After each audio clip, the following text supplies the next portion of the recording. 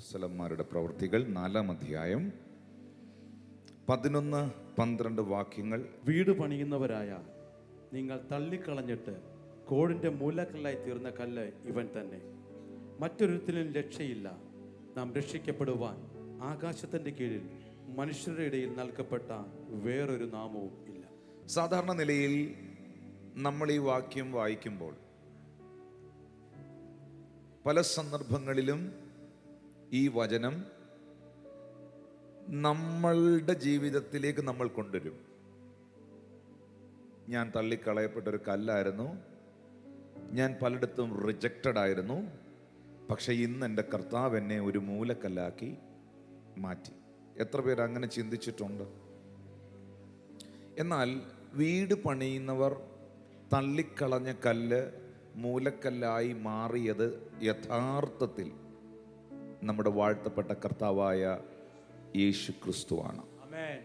അതുകൊണ്ടാണ് വ്യക്തമായി അപ്പോസ്തലനായ പത്രോസ് 4:11 പറയുന്നത്, വീട് പണിയുന്നവരായ നിങ്ങൾ തള്ളിക്കളഞ്ഞിട്ട് കോണിന്റെ മൂലക്കല്ലായി തീർന്ന കല്ല് ഇവൻ തന്നെ, സംശയമൊന്നുമില്ല. എന്നിട്ട് പറയുകയാണ്, മറ്റൊരുത്തനിലും രക്ഷയില്ല. നാം രക്ഷിക്കപ്പെടുവാൻ ആകാശത്തിന് കീഴിൽ മനുഷ്യരുടെ ഇടയിൽ നൽകപ്പെട്ട വേറെ ഒരു നാമവും ഇല്ല. ഇതൊരു സംശയത്തിന്റെ നിഴലിൽ പറയുന്നതല്ല, ഇത് കൺഫേംഡ് ആണ്. ബൈബിൾ സംബന്ധമായി ഇത് ഉറപ്പുള്ള ഒരു കാര്യമാണ്. യേശു കർത്താവിൻ്റെ ജനന, ജീവിത, മരണ, പുനരുത്ഥാന, മടങ്ങിവരവ് അപ്പോസ്തല പ്രവൃത്തി 4:11 നിങ്ങൾ വായിക്കുന്നതെങ്കിലും ഇത് പ്രവാചകന്മാർ പ്രവചിച്ചിരുന്ന ഒരു പ്രവചനമാണ്. പ്രത്യേകിച്ച് 118-ാമത്തെ സങ്കീർത്തനം എടുക്കുമ്പോൾ അതിൻ്റെ 22, 23 വാക്യങ്ങളിലേക്ക് വരുമ്പോൾ സങ്കീർത്തനക്കാരൻ അവിടെ പറയുന്നു, വീട് പണിയുന്നവർ തള്ളിക്കളഞ്ഞ കല്ല് മൂലക്കല്ലായി തീർന്നിരിക്കുന്നു.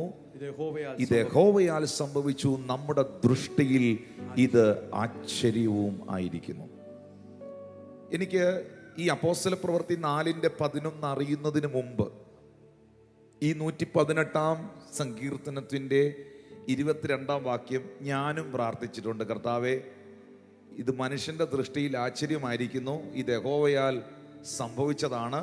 യഥാർത്ഥത്തിൽ വേദപുസ്തക അടിസ്ഥാനത്തിൽ വീട് പണിയുന്നവർ തള്ളിക്കളഞ്ഞ കല്ല് മൂലക്കല്ലായി തീർന്നതും അത് യഹോവയാൽ സംഭവിച്ചു, അത് മനുഷ്യന്റെ ദൃഷ്ടിയിൽ ആശ്ചര്യമായി മാറിയതും നമ്മുടെ വാഴ്ത്തപ്പെട്ട കർത്താവായ യേശു ക്രിസ്തുവിനെ കുറിച്ചുള്ള വേദപുസ്തക പ്രവചനമാണ്. അപ്പോൾ നിങ്ങൾ എന്നോട് ചോദിക്കുന്നു, യേശുവിൻ്റെ ജനന, ജീവിത, മരണ, പുനരുത്ഥാന, മടങ്ങിവരവ് ഇത്രയും ഈ ഒരൊറ്റ പ്രവചനത്തിൽ, ഒറ്റ വാക്യത്തിൽ എങ്ങനെ സംഭവിക്കും? നിങ്ങൾക്കറിയാമോ, ഞാൻ എപ്പോഴും പറയുന്നൊരു കാര്യമാണ്, അവഗണിച്ചവരെ പരിഗണിക്കേണ്ടി വരും, തള്ളിക്കളഞ്ഞതിനെ അന്വേഷിച്ച് ചേർത്ത് പിടിക്കേണ്ടി വരും. നമ്മളൊക്കെ പലരും മറന്നു കളഞ്ഞതിനെ പിന്നത്തേതിൽ മാനിക്കേണ്ടി വരും. നമ്മൾ നിന്ദിച്ച ചിലരിതിനെ ദൈവം ചിലയിടത്ത് മാനിക്കുമ്പോൾ നമ്മൾ അവർക്ക് വിധേയപ്പെടേണ്ടി വരും. ഇതുപോലെ ജനനം കൊണ്ടും ജീവിതം കൊണ്ടും മരണം കൊണ്ടും ജീവിതത്തിൽ അവഗണനകൾ ഏറ്റുവാങ്ങിയ, തിരസ്കരിക്കപ്പെട്ട, തള്ളിക്കളയപ്പെട്ട ഒരു കല്ലായിരുന്നു ക്രിസ്തു.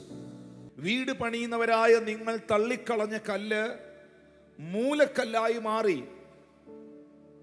ആ കല്ല് ഇവൻ തന്നെ, യേശു തന്നെ എന്ന് തിരുവെടുത്ത് പറയുമ്പോൾ ആ കർത്താവ് എവിടെയെല്ലാം അവഗണിക്കപ്പെട്ടവനായിരുന്നു, അവഗണിച്ചവർക്കെല്ലാം പിന്നത്തേതിൽ അവനെ പരിഗണിക്കേണ്ടി വന്നു.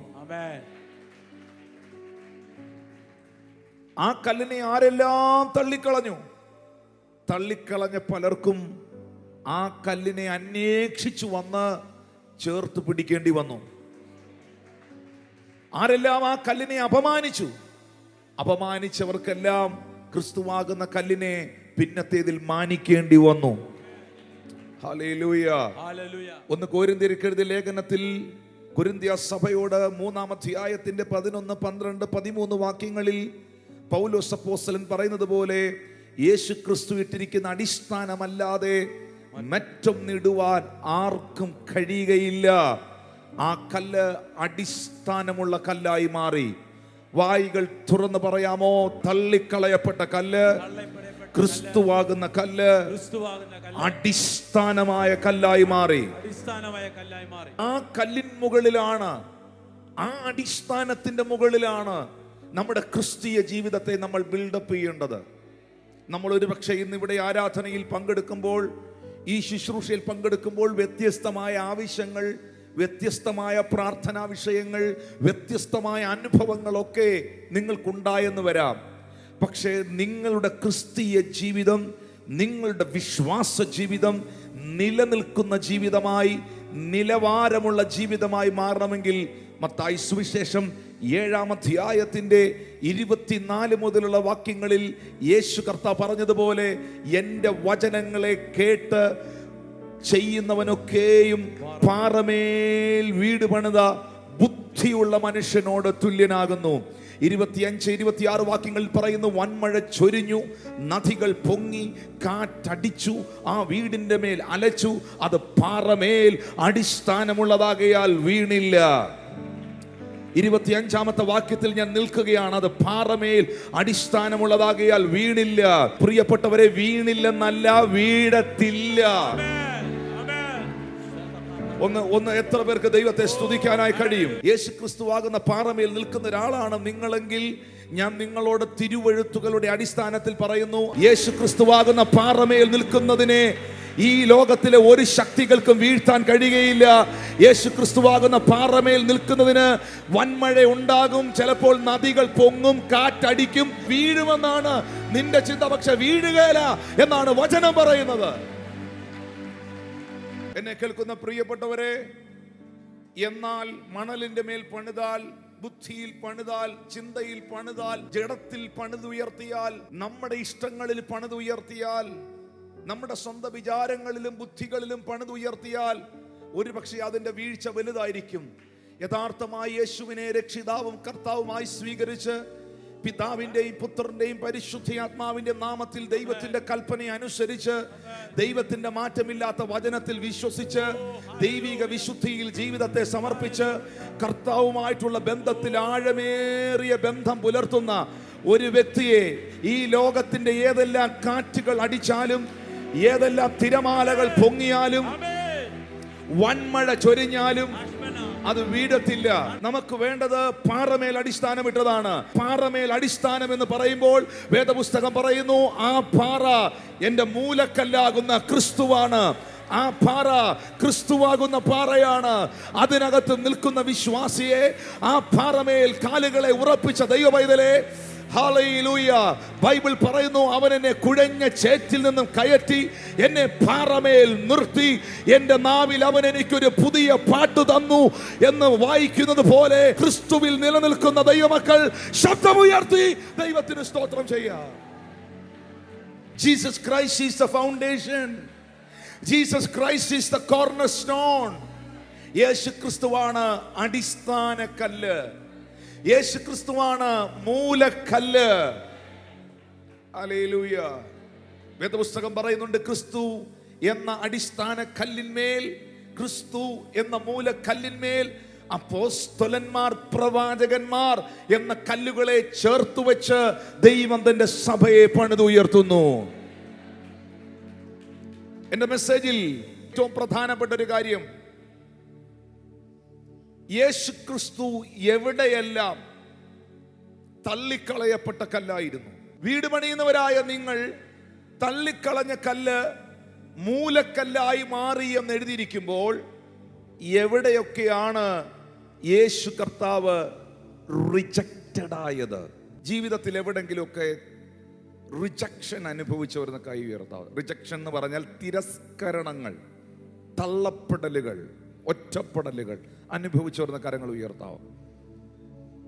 ഇതെല്ലാം നിങ്ങൾ എക്സ്പീരിയൻസ് ചെയ്തത്, ഇതെല്ലാം നിങ്ങൾ അനുഭവിച്ചത്, നിങ്ങൾ ജനിച്ച് വളർന്ന അറിവും പക്വതയും പ്രായവും ഒക്കെ ആയിട്ടല്ലേ അനുഭവിച്ചത്? ആണോ? അറിവും പക്വതയും പ്രായവും ഒക്കെ ആയതിനു ശേഷമാണ് തള്ളപ്പെടലും ഒറ്റപ്പെടലും റിജക്ഷനും ഒക്കെ ഞാൻ അനുഭവിച്ചതെന്ന് പറയുന്നവരെന്ന് കൈകൾ ഉയർത്തി. പക്ഷെ യേശുവിനോടുള്ള ബന്ധത്തിൽ, യേശു കർത്താവിനോടുള്ള ബന്ധത്തിൽ ജനിച്ചതിന് ശേഷം, വളർന്നതിന് ശേഷം, അറിവും പക്വതയായതിനു ശേഷം മാത്രമല്ല ക്രിസ്തു തിരസ്കരിക്കപ്പെടുവാൻ തുടങ്ങിയത്. അമ്മയുടെ ഉദരത്തിൽ, വയറ്റിൽ വെച്ച് തന്നെ, അമ്മയുടെ ഗർഭപാത്രത്തിൽ വെച്ച് തന്നെ തിരസ്കരണങ്ങൾ ഏറ്റുവാങ്ങിയവനാണ് കർത്താവ്. വേദപുസ്തകത്തിൽ ലൂക്കോസ് സുവിശേഷം 2-ാം അധ്യായത്തിന്റെ 7-ാം വാക്യത്തിൽ എഴുതിയിട്ടുണ്ട്. ആ വാക്യം ഒന്ന് വായിക്കുകയാണ്. അവൾ ആദ്യജാതനായ മകനെ പ്രസവിച്ചു, ശീലകൾ ചുറ്റി വഴിയമ്പലത്തിൽ അവർക്ക് സ്ഥലമില്ലായകയാൽ പശുത്തൊട്ടിയിൽ കിടത്തി. ഹല്ലേലൂയ. നിങ്ങൾക്കറിയാമോ, യേശു കർത്താവിൻ്റെ ജനനം, ആ ജനനത്തിന് മുൻപ് തന്നെ അവൻ ആരായി തീരും എന്നുള്ള പ്രവചനങ്ങൾ യേശുവിനെ കുറിച്ചുണ്ടായിരുന്നു. 2, അവൻ എവിടെ ജനിക്കുമെന്നുണ്ടായിരുന്നു, എവിടെ വളരുമെന്നുണ്ടായിരുന്നു, എവിടെ പ്രവർത്തിക്കുമെന്നുണ്ടായിരുന്നു. എല്ലാ പ്രൊഫസികളുടെയും ഫുൾഫിൽമെന്റ് ആണ് യേശു കർത്താവ്. എത്ര പേർ പ്രവചനങ്ങളിൽ വിശ്വസിക്കുന്നു? യേശുവിന്റെ ജീവിതം മുഴുവൻ പ്രവചനങ്ങളുടെ നിവർത്തീകരണമായിരുന്നു. സെബുലൻ ദേശവും നഫ്താലി ദേശവും യോർദാൻ അക്കരെയുള്ള നാടും ജാതികളുടെ പട്ടണമായ ഗലീലയും വലിയൊരു വെളിച്ചം കണ്ടു എന്ന് പ്രവാചകനായ യെശയ്യാവ് പ്രവചിച്ച പ്രവചനത്താൽ യേശു കർത്താവിന്റെ പ്രവർത്തനങ്ങൾ മുഴുവൻ ആ പറയപ്പെട്ട പട്ടണങ്ങളെ ബേസ് ചെയ്തായിരുന്നു. യേശു ആദ്യത്തെ അത്ഭുതം ചെയ്തത് തന്നെ ഗലീലയിലെ കാനാവിലായിരുന്നു, ഒരു കല്യാണ വീട്ടിൽ. അങ്ങനെയാണ് പ്രവചനം യേശുവിനെ കുറിച്ച് എഴുതിയിട്ടുള്ളത്. സെബുലൻ ദേശവും നഫ്താലി ദേശവും യോർദാൻ അക്കരെയുള്ള നാടും ജാതികളുടെ പട്ടണമായ ഗലീലയും, ഇങ്ങനെ ഇരുട്ടിലിരുന്ന ജനം, ഇരുട്ടിലിരുന്ന ദേശം വലിയ വെളിച്ചം കണ്ടു. ഇങ്ങനെ ഇരുട്ടിലിരുന്ന ദേശം, ഇരുട്ടിലിരുന്ന ജനം വലിയ വെളിച്ചം കണ്ടു എന്ന് എഴുതിയിട്ടില്ലേ? നിങ്ങൾക്കറിയാമോ, ഗലീല എന്ന് പറയുന്ന പട്ടണത്തെ കുറിച്ചുള്ള ബൈബിൾ പ്രവചനം ഇരുട്ട് പിടിച്ച സ്ഥലം എന്നായിരുന്നു. ഗലീല എന്ന് പറയുന്ന ദേശത്തെ കുറിച്ചുള്ള പ്രവാചകന്മാർ പ്രവചിച്ചതുൾപ്പെടെയുള്ള സാഹചര്യങ്ങളിൽ നിന്ന് പഠിക്കുമ്പോൾ ഗലീല ഇരുണ്ട ദേശമായിരുന്നു. നിങ്ങൾക്കറിയാമോ, ദൈവപ്രവൃത്തികൾക്ക് സാധ്യതയില്ലെന്ന് പ്രാർത്ഥിച്ചവര് പോലും പറഞ്ഞ, ജാതികൾ പറഞ്ഞ, സകല മനുഷ്യരും പറഞ്ഞ ഇരുട്ട് പിടിച്ച സ്ഥലമാണെന്ന് പറഞ്ഞ് വിട്ടുകളഞ്ഞ ആ സ്ഥലത്ത് തന്നെയാണ് യേശു ആദ്യത്തെ അത്ഭുതം ചെയ്തത്. വിശ്വസിക്കുന്ന ചിലരോട് പറയുന്നു, എൻ്റെ വീടൊരു തകർന്ന വീടാണ്, എൻ്റെ വീടൊരു ഇരുട്ട് പിടിച്ച വീടാണ്, എൻ്റെ ജീവിതം ഒരു ഇരുട്ട് പിടിച്ച ജീവിതമാണ്, എൻ്റെ ജീവിതം ഗലീല പോലൊരു തകർന്ന ജീവിതമാണ് എന്ന് പറയുന്ന ആരെങ്കിലും ഓൺലൈൻ സർവീസിൽ ഉണ്ടെങ്കിൽ ആദ്യത്തെ അത്ഭുതം നിന്റെ മേളിലാണ് കർത്താവ് ചെയ്യുവാൻ ഉദ്ദേശിക്കുന്നത്. വിശ്വസിക്കുന്നവർ കരങ്ങളെ അടിച്ച് അത് സ്വീകരിക്കാൻ തയ്യാറായ ആദ്യത്തെ miracle, the first wonder, first miracle is happening your house. ഞാൻ ചോദിക്കട്ടെ പ്രിയമുള്ളവരെ, ഞാൻ ചോദിക്കട്ടെ എൻ്റെ സഹോദരങ്ങളെ, ജാതികളുടെ പട്ടണമായ ഗലീല എന്ന് വിശേഷിപ്പിച്ച, ഇരുളടഞ്ഞ ദേശമെന്ന് വിശേഷിപ്പിച്ച ആ സ്ഥലത്തിലല്ലേ, ആ പട്ടണത്തിലല്ലേ യേശു കർത്താവ് ഫസ്റ്റ് മിറക്കിൾ ചെയ്തത്? കാനാവ് എന്ന് പറയുന്ന സ്ഥലം എവിടെയായിരുന്നു? ഗലീലയിൽ. ആ കാനാവിലെ കല്യാണത്തിലല്ലേ പച്ചവെള്ളം വീഞ്ഞാക്കി കർത്താവ് മാറ്റിയത്? അങ്ങനെയാണെങ്കിൽ ദൈവപ്രവൃത്തിക്ക് സാധ്യതകളില്ല എന്നും മനുഷ്യനും ഒരുപക്ഷെ പ്രാർത്ഥിച്ചവര് പോലും പറഞ്ഞ് തള്ളിക്കളഞ്ഞിരിക്കുന്ന ആ മേഖലയിലേക്ക് കർത്താവ് കയറി വരാൻ പോവുകയാണ്. വിശ്വസിക്കുന്നവർക്കായി ഞാൻ ദൈവത്തിന് സ്തോത്രം ചെയ്യുന്നു. അവിടേക്ക് കർത്താവ് കയറി വരാൻ പോവുകയാണ്. പിന്നെ അവിടുന്ന് പോകത്തില്ല. പിന്നെ ആ പട്ടണങ്ങളെ ചുറ്റിപ്പറ്റിയായിരിക്കും അവന്റെ സകല പ്രവൃത്തികളും. പിന്നെ ആ ഭവനത്തെ വിട്ട് പോകത്തില്ല. പിന്നെ അതിനെ ചുറ്റിപ്പറ്റിയായിരിക്കും അവന്റെ സകല അത്ഭുതങ്ങളും. പ്രതീക്ഷകൾ കൈവിട്ട്, പ്രതീക്ഷകൾ നഷ്ടപ്പെട്ട് ആരെങ്കിലും ഈ ആരാധനയിൽ പങ്കെടുക്കുന്നെങ്കിൽ നിനക്കൊരു പ്രതീക്ഷ കർത്താവ് തരികയാണ്. ജാതികളുടെ പട്ടണമായ ഗലീല വലിയൊരു വെളിച്ചം കണ്ടു. ജാതികളുടെ പട്ടണമായ ഗലീല വലിയൊരു വെളിച്ചം കണ്ടു. തലമുറകളെ കുറിച്ച് ഭാരപ്പെടുന്ന മാതാവേ, മക്കളുടെ ജീവിതത്തെ ഓർത്ത്, കുഞ്ഞുങ്ങളുടെ ഭാവിയോർത്ത്, അവരുടെ ജീവിതത്തെ ഓർത്ത് ഭാരപ്പെടുന്ന പ്രിയ പിതാവേ, ദൈവത്തിന്റെ ആത്മാവ് ഇങ്ങനെ നിന്നോട് പറയുന്നു, എൻ്റെ കുഞ്ഞിൻ്റെ ജീവിതം ഇരുണ്ടടഞ്ഞു പോയി, എൻ്റെ കുഞ്ഞ് ഇരുട്ടിലാണ്, എൻ്റെ മക്കൾ ബന്ധനത്തിലാണ് എന്ന് നിങ്ങൾ ചിന്തിക്കുന്നെങ്കിൽ, പറയുന്നെങ്കിൽ, ആ മകനെ, ആ മകളെ വലിയൊരു വെളിച്ചമാക്കി മാറ്റാൻ, അത്ഭുതമാക്കി മാറ്റാൻ യേശുവിന് കഴിയും. ഞാൻ എന്റെ മെസ്സേജിലേക്ക് വരികയാണ്. ദൈവപ്രവർത്തിക്ക് സാധ്യതയില്ല എന്ന് ലോകം വിധി എഴുതിയ ഗലീലയിൽ യേശു തന്റെ പ്രവൃത്തി ആരംഭിച്ചു. അതും പ്രൊഫസിയുടെ ഫുൾഫിൽമെന്റ് ആണ്.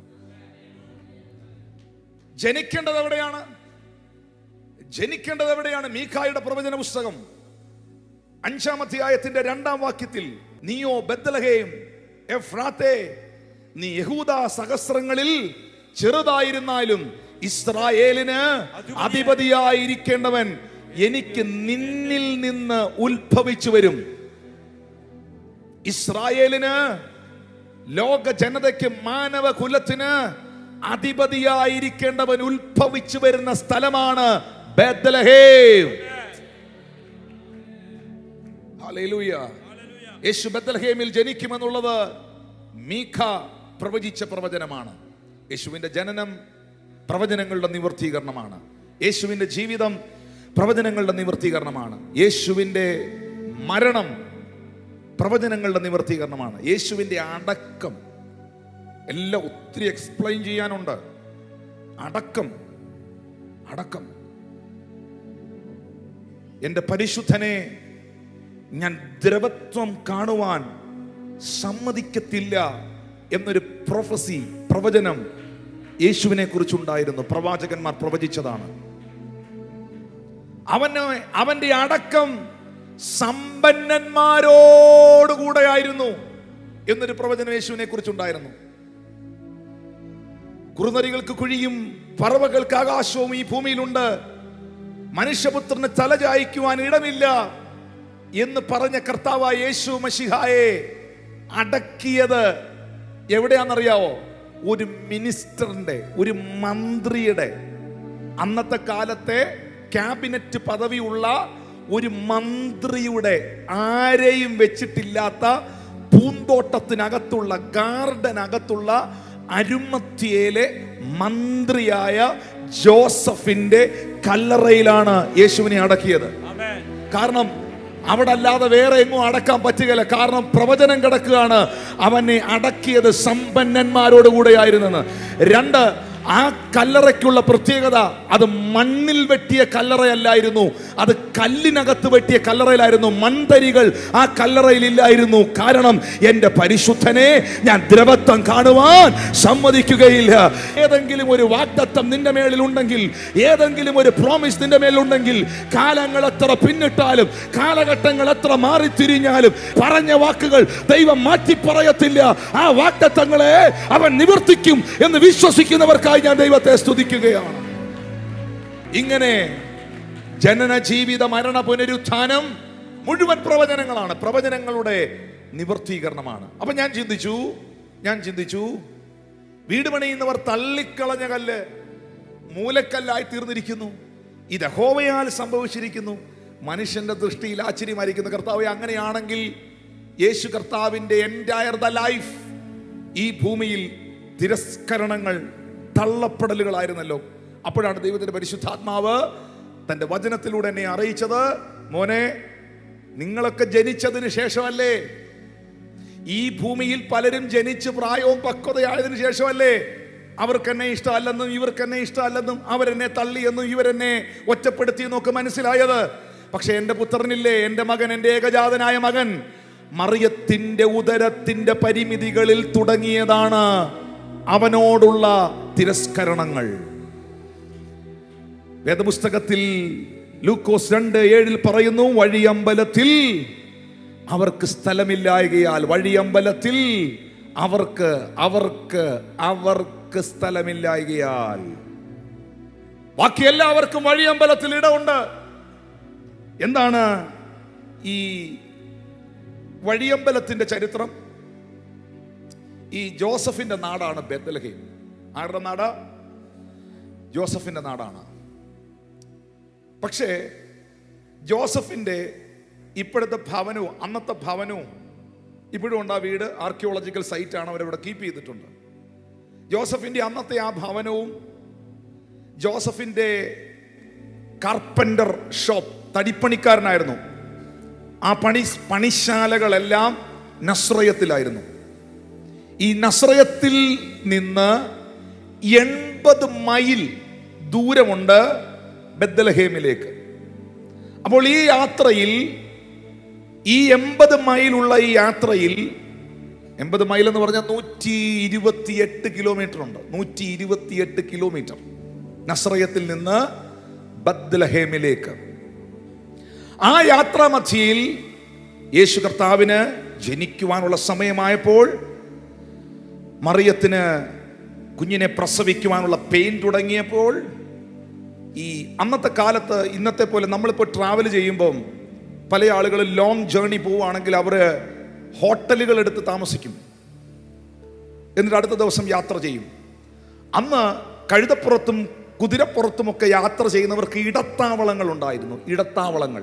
യേശു കർത്താവിനെ പ്രസവിക്കുവാൻ വേണ്ടി മേരിയും ജോസഫും കൂടെ ഈ വഴിയമ്പലത്തിന്റെ വാതിലിൽ മുട്ടി.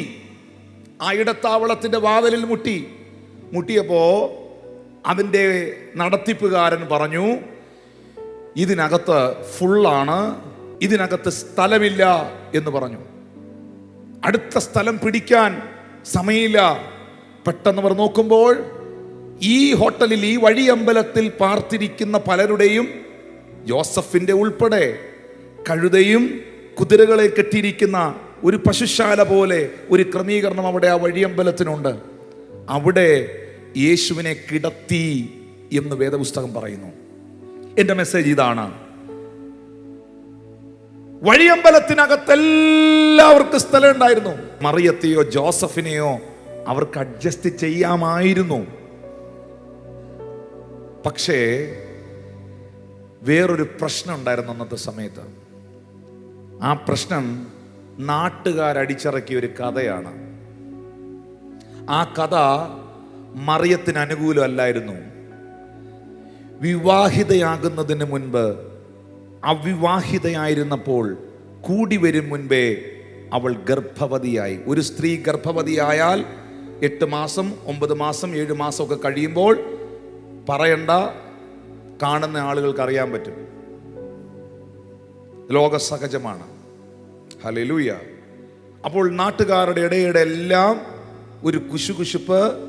എന്തിനേറെ പറയുന്നു, സ്വപ്നത്തിൽ മറിയത്തിന്റെ ഭർത്താവായ യേശുവിന്റെ വളർത്തച്ഛനായ ജോസഫിനോട് സ്വപ്നത്തിൽ വന്ന് ദൂതൻ, മറിയം ഗർഭം ധരിച്ചത് പരിശുദ്ധാത്മാവിൽ ആണ് എന്ന് പറഞ്ഞതുകൊണ്ടാ പുള്ളി ഡിവോഴ്സ് ചെയ്യാഞ്ഞ്. അങ്ങനെയുണ്ട് ബൈബിളിൽ വാക്യം, മത്തായി സുവിശേഷത്തിൽ എഴുതിയിട്ടുണ്ട്. അപ്പൊ മൊത്തത്തിൽ ആളുകളുടെ ഇടയിൽ ഒരു കൺഫ്യൂഷനും ഒരു തെറ്റിദ്ധാരണ ഉണ്ടായിരുന്നു. മറിയത്തിന്റെ ഉദരത്തിൽ കിടക്കുന്ന ക്രിസ്തുവിന് ഈ ഭൂമിയിൽ ജനിക്കാൻ വഴിയമ്പലത്തിൽ ഇടം കൊടുക്കാതെ, വഴിയമ്പലക്കാർ സ്ഥലമില്ല പൊയ്ക്കോ എന്ന് പറഞ്ഞ് വിടുന്ന ആ രംഗമുണ്ടല്ലോ, മനസ്സിലാക്കണം, ഒരു സമൂഹം അവനെ തള്ളുകയാണ്. ഒരു സമൂഹം അവനെ റിജക്റ്റ് ചെയ്യുകയാണ്. പുറത്തു വന്നിട്ടില്ല, ആള് ജനിച്ചിട്ടില്ല, വയറ്റിൽ വെച്ച് തന്നെ അവന് ഇടം കൊടുക്കാതെ ഒരു സമൂഹം അവനെ റിജക്റ്റ് ചെയ്യുകയാണ്. ഹല്ലേലൂയ. മത്തായിയുടെ സുവിശേഷം 2-ാം അധ്യായം 13-14 വാക്യത്തിലേക്ക് വരുമ്പോൾ, അവർ പോയ ശേഷം കർത്താവിന്റെ ദൂതൻ യോസഫിന് സ്വപ്നത്തിൽ പ്രത്യക്ഷനായി. പെട്ടെന്ന് ജോസഫിന് വീണ്ടും എൻകൗണ്ടർ ഉണ്ടാകുകയാണ്. നീ എഴുന്നേറ്റ് ശിശുവിനെയും അമ്മയും കൂട്ടിക്കൊണ്ട് മിസ്രൈമിലേക്ക് ഓടിപ്പോയി. ഞാൻ നിന്നോട് പറയുന്നത് വരെ അവിടെ പാർക്കുക. ഹെരോദാവ് ഈ കുഞ്ഞിനെ നശിപ്പിക്കുവാൻ അന്വേഷണം നടത്തുന്നുണ്ട്. യേശു കർത്താവ് ജനിച്ച് ദിവസങ്ങൾ, മണിക്കൂറുകൾ കഴിയുന്നതിന് മുൻപേ ദൈവദൂതൻ സ്വപ്നത്തിൽ പ്രത്യക്ഷപ്പെട്ട് ജോസഫിനോട് പറയുകയാണ്, പെട്ടെന്ന് കുഞ്ഞുമായിട്ട് സ്ഥലം വിടണം, ഈ സ്ഥലത്തുനിന്ന് പോകണം, ഈജിപ്തിലേക്ക് പോകണം. ഇന്നത്തെ പോലല്ല, അന്ന് ട്രെയിൻ ബുക്ക് ചെയ്യാനോ ഫ്ലൈറ്റ് ബുക്ക് ചെയ്യാനോ ഒന്നും പറ്റുകയില്ല. എന്നെ ശ്രദ്ധിക്കുന്നുണ്ടോ? പെട്ടെന്ന് പോകാൻ പറ്റുകയില്ല. ഇത്രയും മണിക്കൂറുകൾ, ഇത്രയും ദൂരം ഇസ്രായേലിൽ നിന്ന്, ഇസ്രായേൽ ഒരു രാജ്യമാണ്, ഈജിപ്റ്റ് എന്ന് പറഞ്ഞാൽ മിസ്രൈം അത് വേറൊരു രാജ്യമാണ്. ഒരു രാജ്യത്ത് നിന്ന് അടുത്ത രാജ്യത്തിലേക്ക് അന്നത്തെ കാലത്ത് പോകണമെങ്കിൽ വാഹന മൃഗങ്ങൾ മാത്രമേ ഉള്ളൂ, കഴുതയോ അങ്ങനെ എന്തെങ്കിലും ക്രമീകരണങ്ങളേ ഉള്ളൂ. മറിയത്തെയും കുഞ്ഞിനെയും കഴുതപ്പുറത്ത് ഇരുത്തിക്കൊണ്ട് യോസഫ് നടക്കുകയാണ്. ആ നടത്തം തിരസ്കരണത്തിൻ്റെ ഒരു നടത്തമല്ലേ? ജനിച്ചെടുത്ത് വളരാൻ പറ്റാതെ ജന്മദേശം റിജക്റ്റ് ചെയ്യുന്ന കണ്ടോ? പ്രസവിക്കാൻ ഇടം കൊടുക്കാതെ സമൂഹം റിജക്റ്റ് ചെയ്ത കണ്ടോ? ശ്രദ്ധിക്കുന്നോ നിങ്ങൾ? ഹല്ലേലൂയ. പിന്നെ നമ്മൾ കർത്താവിനെ കാണുന്നത് സ്നാപക യോഹന്നാനോടുള്ള ബന്ധത്തിലാണ്. ലൂക്കോസ് സുവിശേഷം 7-ാം അധ്യായത്തിന്റെ 19 മുതൽ 23 വരെയുള്ള വാക്യങ്ങൾ ഒന്ന് വായിക്കാവോ? എന്നാറേ യോഹന്നാൻ തന്റെ ശിഷ്യന്മാരിൽ 2 പേരെ വിളിച്ചു, കർത്താവിന്റെ അടുക്കൽ അയച്ചു. വരുവാനുള്ളവൻ നീയോ? അല്ല, ഞങ്ങൾ മറ്റൊരുത്തിനെ കാത്തിരിക്കണമോ എന്ന് പറയിച്ചു. വരാനുള്ളവൻ, യോഹന്നാൻ എന്താ ചോദിച്ചേ? വരാനുള്ളവൻ നീയോ, അതോ മറ്റാർക്കെങ്കിലും വേണ്ടി ഞങ്ങൾ കാത്തിരിക്കണമോ? യേശു ക്രിസ്തു ആര് എന്നുള്ളത് ഈ ലോകത്തിലെ എല്ലാവർക്കും കൺഫ്യൂഷനായിരുന്നു. അവൻ തച്ചൻ്റെ മകനല്ലയോ? അവൻ ജോസഫിൻ്റെ മകനല്ലയോ? അവൻ നസ്രയത്തുകാരനല്ലയോ? ഇവൻ എങ്ങനെയാ ജനിച്ചത്? ഇവൻ എവിടുത്തുകാരനാണ്? ഇങ്ങനെയൊക്കെയുള്ള ചിന്തകൾ എല്ലാവരുടെയും അകത്തിരിക്കുമ്പോൾ ന്യായപ്രമാണത്തിൻ്റെ ഏറ്റവും ഒടുവിലത്തെ കണ്ണിയായ സ്നാപക യോഹന്നാൻ യോർദാനിൽ സ്നാനപ്പെടുത്തിക്കൊണ്ടിരിക്കുമ്പോൾ ഈ പൊതുസമൂഹത്തോട്, അന്നത്തെ കാലഘട്ടത്തോട് വിളിച്ചു പറഞ്ഞു, ഇതാ വരുന്നു ലോകത്തിന്റെ പാപത്തെ ചുമക്കുന്ന ദൈവത്തിന്റെ കുഞ്ഞാട്. അവന്റെ ചെരുപ്പിന്റെ വാറഴിപ്പാൻ ഞാൻ യോഗ്യനല്ല.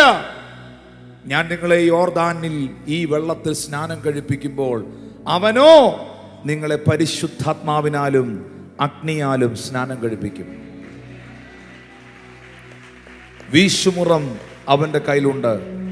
അവൻ കളത്തെ മുറ്റും വെടിപ്പാക്കി ഗോതമ്പ് സെപ്പറേറ്റ് ചെയ്ത് പതിരിനെ തീക്കകത്തേക്ക് അവൻ തള്ളിക്കളയും. ഞാൻ ചോദിക്കട്ടെ, ഇതാ വരുന്നു ലോകത്തിന്റെ പാപത്തെ ചുമക്കുന്ന ദൈവത്തിന്റെ കുഞ്ഞാടെന്ന് പൊതുസമൂഹത്തോട് ആദ്യം വിളിച്ചു പറഞ്ഞ ആരാ?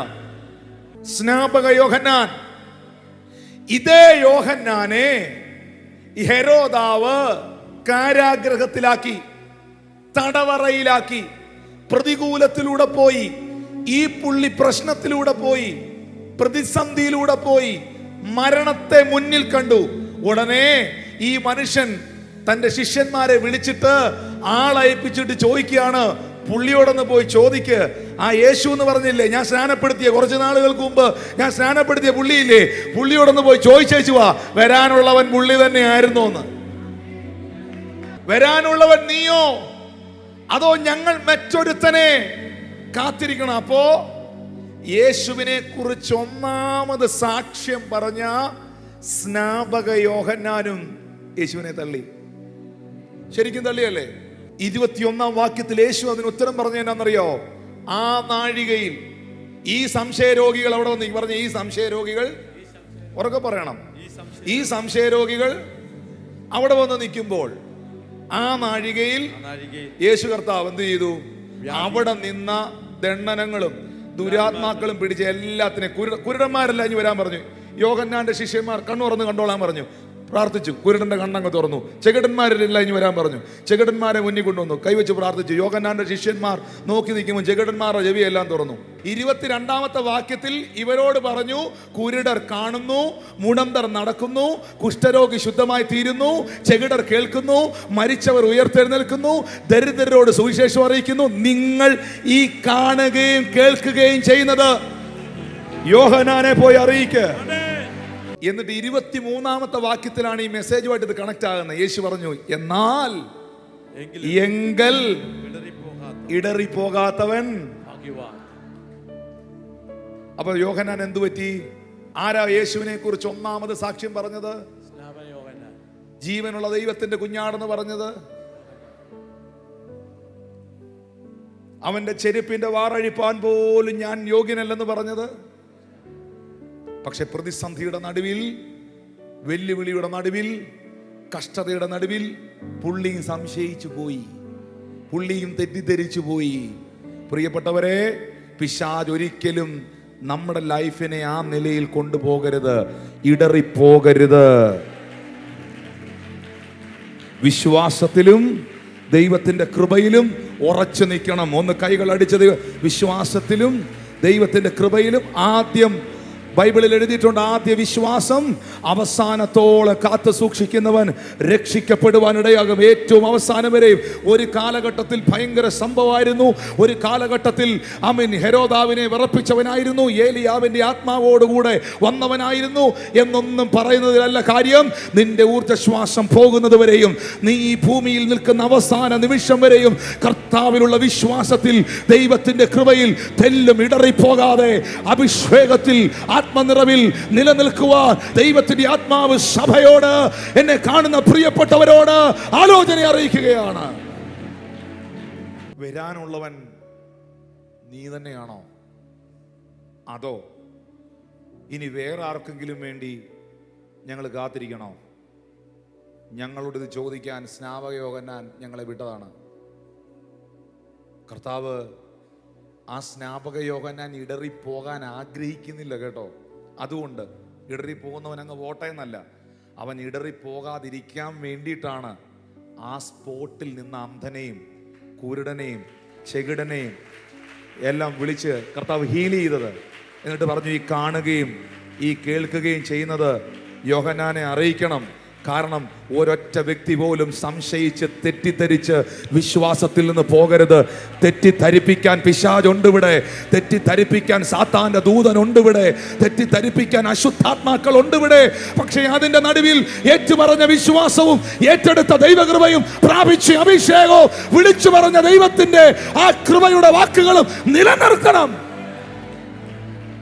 ജനിക്കുവാൻ ഇടം കൊടുക്കാതെ സമൂഹം തള്ളി, ജനിച്ചെടുത്ത് വളരാൻ അനുവദിക്കാതെ ജന്മദേശം തള്ളി. അവനെക്കുറിച്ച് ഒന്നാമത് സാക്ഷ്യം പറഞ്ഞ സ്നാപക യോഹന്നാനും അവങ്കൽ ഇടറിപ്പോയി, അല്ലെങ്കിൽ മൈൻഡ് കൊണ്ട്, മനസ്സുകൊണ്ട് റിജക്ട് ചെയ്തു. ഇതിൻ്റെ ഇടയിൽ ഒരു സംഭവം ഉണ്ടായി. അത് യേശു കർത്താവ് ജനിച്ചു കഴിഞ്ഞപ്പോഴേ ഈ കടിഞ്ഞൂലായ ആൺകുഞ്ഞുങ്ങളെയൊക്കെയും ആലയത്തിൽ കൊണ്ടുചെന്ന് പ്രതിഷ്ഠിക്കണം എന്നൊരു നിയമം അല്ലെങ്കിൽ ഒരു ന്യായപ്രമാണ വ്യവസ്ഥയുണ്ട്. ആ വ്യവസ്ഥയുടെ അടിസ്ഥാനത്തിൽ മറിയയും ജോസഫും കൂടെ ഈ കൈക്കുഞ്ഞിനെയും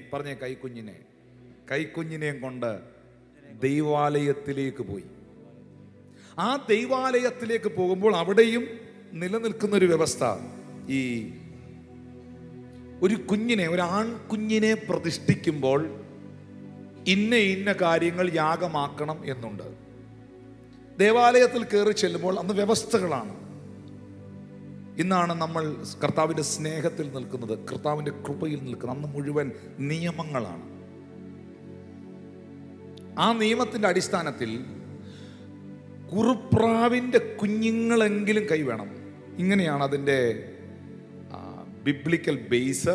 വലിയ സമ്പന്നന്മാരാണെങ്കിൽ, സമ്പന്നതകളുള്ളവരാണെങ്കിൽ അവരുടെ കുഞ്ഞിനെ പ്രതിഷ്ഠിക്കാൻ പോകുമ്പം ആട്ടുകൊറ്റന്മാരെയും കാളക്കിടാവിനെയും ഒക്കെ ദൈവസന്നിധിയിൽ യാഗമായി അർപ്പിക്കും. ഈ ദാവീദ് ശലോമോനെ പ്രതിഷ്ഠിച്ചപ്പോഴേ കെദ്രോൺ തോട്, ഈ ജെറുസലേം ദേവാലയത്തിൻ്റെ പിന്നിലൂടെ ഒഴുകുന്ന ഒരു തോടാണ് കെദ്രോൺ തോട്. ഈ യാഗം കഴിക്കുന്ന മൃഗങ്ങളുടെ രക്തവും വേസ്റ്റുമൊക്കെ ഈ തോട് വഴി ഒഴുകിപ്പോവും. ചരിത്രം അങ്ങനെയാണ് പറയുന്നത്. ശലോമോനെ ദാവീദ് പള്ളിയിൽ ആലയത്തിൽ പ്രതിഷ്ഠിച്ചപ്പം കെദ്രോൺ തോട് രക്തമായി മാറിയെന്നാണ് പറയുന്നത്. അതിൽ അത്രമാത്രം കാളക്കിടാവിനെയും, കിങ് അല്ലേ, രാജാവിൻ്റെ മകനല്ലേ, അത്രമാത്രം കാളക്കിടാവിനെയും ആട്ടുകൊറ്റനെയും ഒക്കെ അവന് വേണ്ടി ദൈവസന്നിധിയിൽ യാഗമർപ്പിച്ചു. പക്ഷേ രാജാതി രാജാവും കർത്താതി കർത്താവും ദേവാതി ദേവനുമായ എൻ്റെ യേശു കർത്താവിനെ ഈ ദേവാലയത്തിൽ പ്രതിഷ്ഠിക്കുവാൻ കൊണ്ടുപോകുമ്പോൾ മറിയത്തിൻ്റെ കയ്യിൽ എന്താ ഉണ്ടായിരുന്നെന്നറിയാവോ? 2 കുറുപ്രാവിൻ്റെ കുഞ്ഞുങ്ങൾ. വായിക്കാം. ലൂക്കോസ് സുവിശേഷം 2-ാം അധ്യായം 24-ാം വാക്യം. അവനെ കർത്താവിന് അർപ്പിക്കുവാനും ഒരു ഇണക്കുറുപ്രാവിനെയോ 2 പ്രാക്കുഞ്ഞുങ്ങളെയോ കർത്താവിൻ്റെ ന്യായപ്രമാണത്തിൽ കൽപ്പിച്ചതുപോലെ യാഗം കഴിക്കാനും അവർ അവനെ യെരൂശലേമിലേക്ക് കൊണ്ടുപോയി. മറിയത്തിൻ്റെ കയ്യിൽ യേശു കർത്താവുണ്ട്. ജോസഫിൻ്റെ കയ്യിൽ, can you please imagine that? ജോസഫിൻ്റെ കയ്യിൽ കുറുപ്രാവിൻ്റെ പ്രാക്കുഞ്ഞുങ്ങളുണ്ട്. സമ്പന്നന്മാരോടൊപ്പം നിൽക്കാൻ ആട്ടുകൊറ്റന്മാർ കയ്യിലില്ല, കളക്കിടാങ്ങൾ കയ്യിലില്ല. കുറുപ്രാവിൻ്റെ കുഞ്ഞുങ്ങളുമായി കയറി പോവുകയാണ്. നിങ്ങൾക്കറിയാമോ മറിയത്തിൻ്റെ കയ്യിലിരിക്കുന്ന ആ കുഞ്ഞില്ലേ, ഒരിക്കൽ ആ കുഞ്ഞ്, അന്ന് കുഞ്ഞല്ല, യഹോവയായ ദൈവം let there be light, വെളിച്ചമുണ്ടാകട്ടെ എന്ന് പറഞ്ഞപ്പോൾ വെളിച്ചമുണ്ടാക്കി. ഈ പ്രപഞ്ചത്തെ മുഴുവൻ സൃഷ്ടിച്ചവനാണ് ഈ തോളിൽ കിടക്കുന്നത്. യേശു പറഞ്ഞു, എന്നെ കണ്ടവൻ എൻ്റെ പിതാവിനെ കണ്ടിരിക്കുന്നു. ഈ പ്രപഞ്ചത്തെ മുഴുവൻ സൃഷ്ടിച്ചവനാണ് ഈ തോളിൽ കിടക്കുന്നത്. ആ കുഞ്ഞിൻ്റെ കുഞ്ഞിനാവെന്ന് അനക്കി, ആ തോളിൽ കിടക്കുന്ന കുഞ്ഞിൻ്റെ കുഞ്ഞിനാവെന്ന് അനക്കി, ഒന്ന് പറഞ്ഞാൽ 1000കണക്കിന് ആട്ടുകൊറ്റന്മാരും കാളക്കിടാങ്ങളും നിരക്കും അവിടെ. പക്ഷേ ബൈബിൾ പറയുന്നു, ഞാനും നിങ്ങളും സമ്പന്നനാകുവാൻ അവൻ ദരിദ്രനായി ഭൂമിയിലേക്ക് വന്നു. ഒന്ന് കരമടിച്ച്, ഞാനും നിങ്ങൾ സമ്പന്നനാകുവാൻ അവൻ ദരിദ്രനായി ഭൂമിയിലേക്ക് വന്നു. Hallelujah, hallelujah, hallelujah. പക്ഷെ മറുഭാഗത്ത് വിശ്വസിക്കുന്നവരോടൊരു മെസ്സേജ് ഞാൻ പറയാം. സമ്പന്നന്മാരോട് കൂടെ നിൽക്കുവാൻ നിനക്ക് കാളക്കിടാവില്ലെങ്കിലും, പണക്കാരുടെ കൂടെ നിൽക്കാൻ നിനക്ക് ആട്ടുകൊറ്റന്മാരില്ലെങ്കിലും, നിന്റെ തോളിൽ കിടക്കുന്ന ഈ കുഞ്ഞില്ലേ, നിനക്കത് ഇനഫാണ്. ആരുടെ കയ്യിലും ഇല്ലത്. അഖിലാണ്ടത്തിന്റെ സൃഷ്ടാവ് നിന്റെ അകത്തുണ്ടോ? സർവചരാചരങ്ങളെയും സൃഷ്ടിച്ചവൻ നിന്റെ ആത്മമനുഷ്യനിൽ ജനിച്ചിട്ടുണ്ടോ? അത് ഇനഫാണ്. ഹല്ലേലൂയ. രാജാക്കന്മാരുടെ കുഞ്ഞുങ്ങളെ പ്രതിഷ്ഠിക്കുന്നവരുടെ കൂടെ നിൽക്കാൻ ആട്ടുകൊറ്റനോ കാളക്കിടാവോ മറിയത്തിന്റെ കയ്യിൽ ഇല്ലെങ്കിലും, ജോസഫിന്റെ കയ്യിൽ കുറുപ്രാവിന്റെ കുഞ്ഞെ ഉള്ളെങ്കിലും, അവിടെ നിൽക്കുന്ന എല്ലാ കുഞ്ഞുങ്ങളെ അവിടെ പ്രതിഷ്ഠിക്കാൻ കൊണ്ടുവന്ന എല്ലാ കുഞ്ഞുങ്ങളെയും പോലൊരു കുഞ്ഞാണോ മറിയമേ നിന്റെ കയ്യിലിരിക്കുന്നേ? കാലഘട്ടത്തെ AD എന്നും BC എന്നും 2ആയി തിരിച്ച് അന്ധന്റെ കണ്ണ് തുറക്കേണ്ടവൻ, ചെകിടന്റെ ചെവിയെ കേൾപ്പിക്കേണ്ടവൻ, ഊമരെ സംസാരിപ്പിക്കേണ്ടവൻ, മരിച്ചവരെ ഉയർപ്പിക്കേണ്ടവൻ, കുഷ്ഠരോഗിയെ ശുദ്ധമാക്കേണ്ടവൻ, മാനവകുലത്തെ മുഴുവനും തന്റെ രക്തത്താൽ വിമോചിപ്പിക്കേണ്ടവൻ.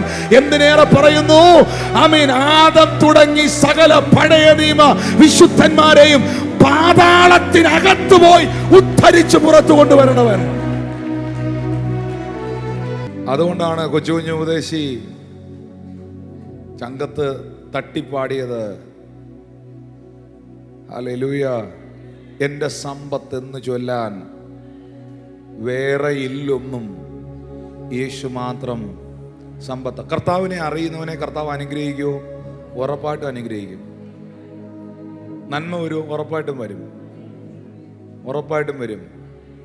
ബൈബിൾ പറയുന്നു, അവൻ എന്നെ മനുഷ്യരെ തലയിലൂടെ കയറി ഓടിക്കുമാറാക്കി, എങ്കിലും അവൻ എന്നെ സമൃദ്ധിയിലേക്ക് കൊണ്ടുവന്നു. അവൻ അനുഗ്രഹിച്ചിട്ട് അവർ അത്യന്തം വർദ്ധിച്ചു, അവരുടെ കന്നുകാലികളൊന്നും കുറഞ്ഞു പോയില്ല. ഹല്ലേലൂയ.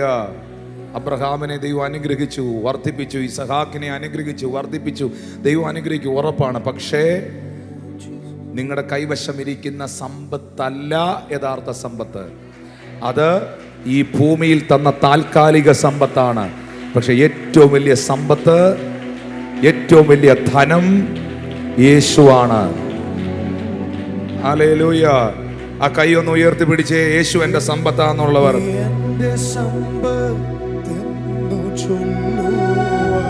ശബ്ദം ഉയർത്തി പാടി. ഓ എന്റെ സമ്പത്ത്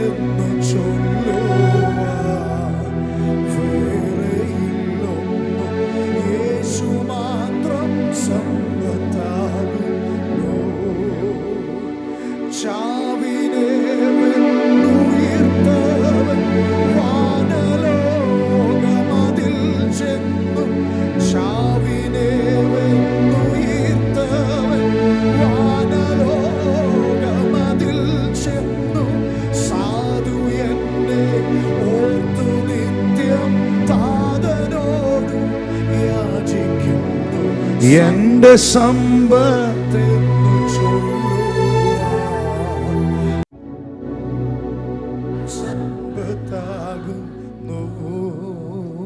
അത് ശരിയാണെങ്കിൽ ഒന്ന് കൈകൾ അടിച്ച് കർത്താവിനെ സ്തുതിച്ചു.